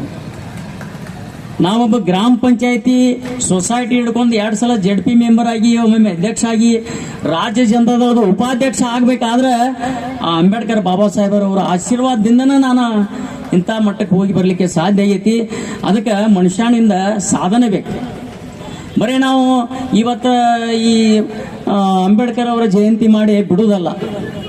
ಈ ಜಯಂತಿ ಏನು ನಾವು ಮಾಡಿದೀವಲ್ಲ, ಅವ್ರು ಏನು ಹಾಕಿಕೊಟ್ಟಿರ್ತಕ್ಕಂಥ ಹಾದಿಗಳು, ಅವರ ಆದರ್ಶಗಳು, ಅವರ ವಿಚಾರಗಳ, ಅವರ ತತ್ವಗಳನ್ನು ನಾವು ನಮ್ಮ ಜೀವನದಲ್ಲಿ ಅಳವಡಿಸ್ಕೊಂಡು ನಾವು ನಮ್ಮ ಮಕ್ಕಳಿಗೆ ಕೂಡ ಆ ಪರಿಪಾಠವನ್ನು ನಾವು ಹಾಕಿದಾಗ ಈ ಅಂಬೇಡ್ಕರ್ ಜಯಂತಿಯನ್ನು ನಾವು ಮಾಡಿದ್ದಕ್ಕೆ ಸ್ವಾರ್ಥಕ ಆಗ್ತತಿ. ಮತ್ತು ತಾವೆಲ್ಲರೂ ಒಂದು ಆಡಂಬರದ ಜಯಂತಿ ಮಾಡ್ಲಾರ್ದನ ಈಗೇನು ಮಹಾತ್ಮರನ್ನು ಕರೆಸಿದ್ರಿ ಎಲ್ಲರೂ, ಚೇತನ್ ಸರ್ನಾಥು ಸರ್ನ ಇಂಥ ಕಾರ್ಯಕ್ರಮಗಳನ್ನು, ವಿವಿಧ ಕಾರ್ಯಕ್ರಮಗಳನ್ನು ಮುಂದಿನ ಸಲ ಆದರೂ ಸಹಿತ ಒಳ್ಳೆಯ ಭಾಷಣಕಾರನ ಇವ್ರ ಜೊತೆಗೆ ಹಾಕೊಂಡು ಅವರಿಂದ ಮಾರ್ಗದರ್ಶನವನ್ನು ತಗೋಬೇಕು. ತಾವೆಲ್ಲರೂ ಯುವಕರು ನೀವೆಲ್ಲ ಬಹಳ ಚೆನ್ನಾಗಿ ಕಾರ್ಯಕ್ರಮ ಅಚ್ಚುಕಟ್ಟಾಗಿ ಮಾಡಿದ್ರಿ, ನಮಗೆಲ್ಲ ಬಹಳ ಸಂತೋಷ ಆಗೈತಿ. ಮತ್ತು ಇಂಥವ್ರನ್ನ ಎಲ್ಲರನ್ನು ಕರೆಸಿದ್ದಕ್ಕಾಗಿ ನಮಗೊಂದು ಏನೋ ಒಂದು ಹೊಸಾದ ಹುರುಪು ಬಂದಂಗೆ ಆಗೈತೆ ಅಂತ ಹೇಳಿ ಅನ್ನುವಂಥ ಭಾವನೆಯನ್ನು ವ್ಯಕ್ತ ಮಾಡಿ ನನಗೂ ಮಾತನಾಡಲಿಕ್ಕೆ ಅವಕಾಶ ಮಾಡಿಕೊಟ್ಟದ್ದಕ್ಕಾಗಿ, ನಾನು ನಿಮ್ಮ ಸಮಾಜದವನ ಇದ್ದರೂ ಕೂಡ ನನಗೂ ಮಾತನಾಡಲಿಕ್ಕೆ ಅವಕಾಶ ಮಾಡಿಕೊಟ್ಟದ್ದಕ್ಕಾಗಿ ತಮ್ಮೆಲ್ಲರಿಗೂ ಮತ್ತು ಸಂಘಟಕರಿಗೆ ಎಲ್ಲರಿಗೂ ವಂದಿಸಿ ನಾನು 4 ಮಾತು ಮುಗಿಸ್ತೀನಿ. ಜೈ ಭೀಮ್. ಸಮಾಜ ಮತ್ತು ಸಮುದಾಯ ಡಾಕ್ಟರ್ ಬಾಬಾ ಸಾಹೇಬ್ ಅಂಬೇಡ್ಕರ್ ಮತ್ತು ಸಂವಿಧಾನದ ಕುರಿತು ಸರಳವಾಗಿ ತಿಳಿಸಿಕೊಟ್ಟಂತಹ BN ಗಸ್ತಿ ದೊಡ್ಡಪ್ಪ ಅವರಿಗೆ ತುಂಬ ಹೃದಯದ ಧನ್ಯವಾದಗಳು. ಈಗ ಕಾರ್ಯಕ್ರಮದ ಕೊನೆಯ ಘಟ್ಟ ವಂದನಾರ್ಪಣೆ.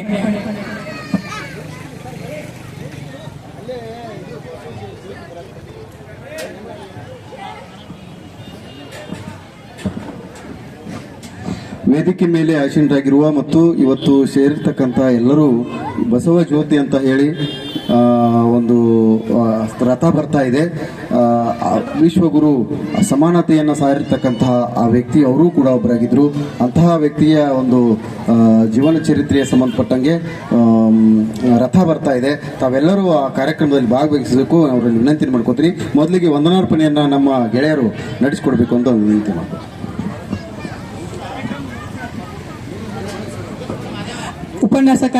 ಉಪನ್ಯಾಸಕರಿಗೆ ಆಗಮಿಸಿದಂತಹ MB ಸಿದ್ಧಗೋಣಿ ಸರ್ ಅವರಿಗೆ ತುಂಬ ಹೃದಯದ ಧನ್ಯವಾದಗಳನ್ನು ತಿಳಿಸುತ್ತೇನೆ.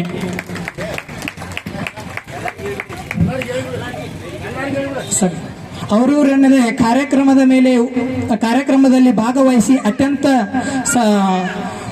ವಿಜೃಂಭಣೆಯಿಂದ ಕಾರ್ಯಕ್ರಮವನ್ನು ಯಶಸ್ವಿಗೊಳಿಸಿದಂತ ಎಲ್ಲರಿಗೂ ತುಂಬ ಹೃದಯದ ಧನ್ಯವಾದಗಳನ್ನು ತಿಳಿಸುತ್ತೇನೆ. ಎಲ್ಲರೂ ಬೇಗನೆ ಆ ಕಾರ್ಯಕ್ರಮದಲ್ಲಿ ಭಾಗವಹಿಸಬೇಕೆಂದು ಕೇಳಿಕೊಳ್ತೇನೆ. ಬಸವರಥ ಕರ್ನಾಟಕ ಸರ್ಕಾರದ ಬಸವ ಜ್ಯೋತಿ ಕಾರ್ಯಕ್ರಮಕ್ಕೆ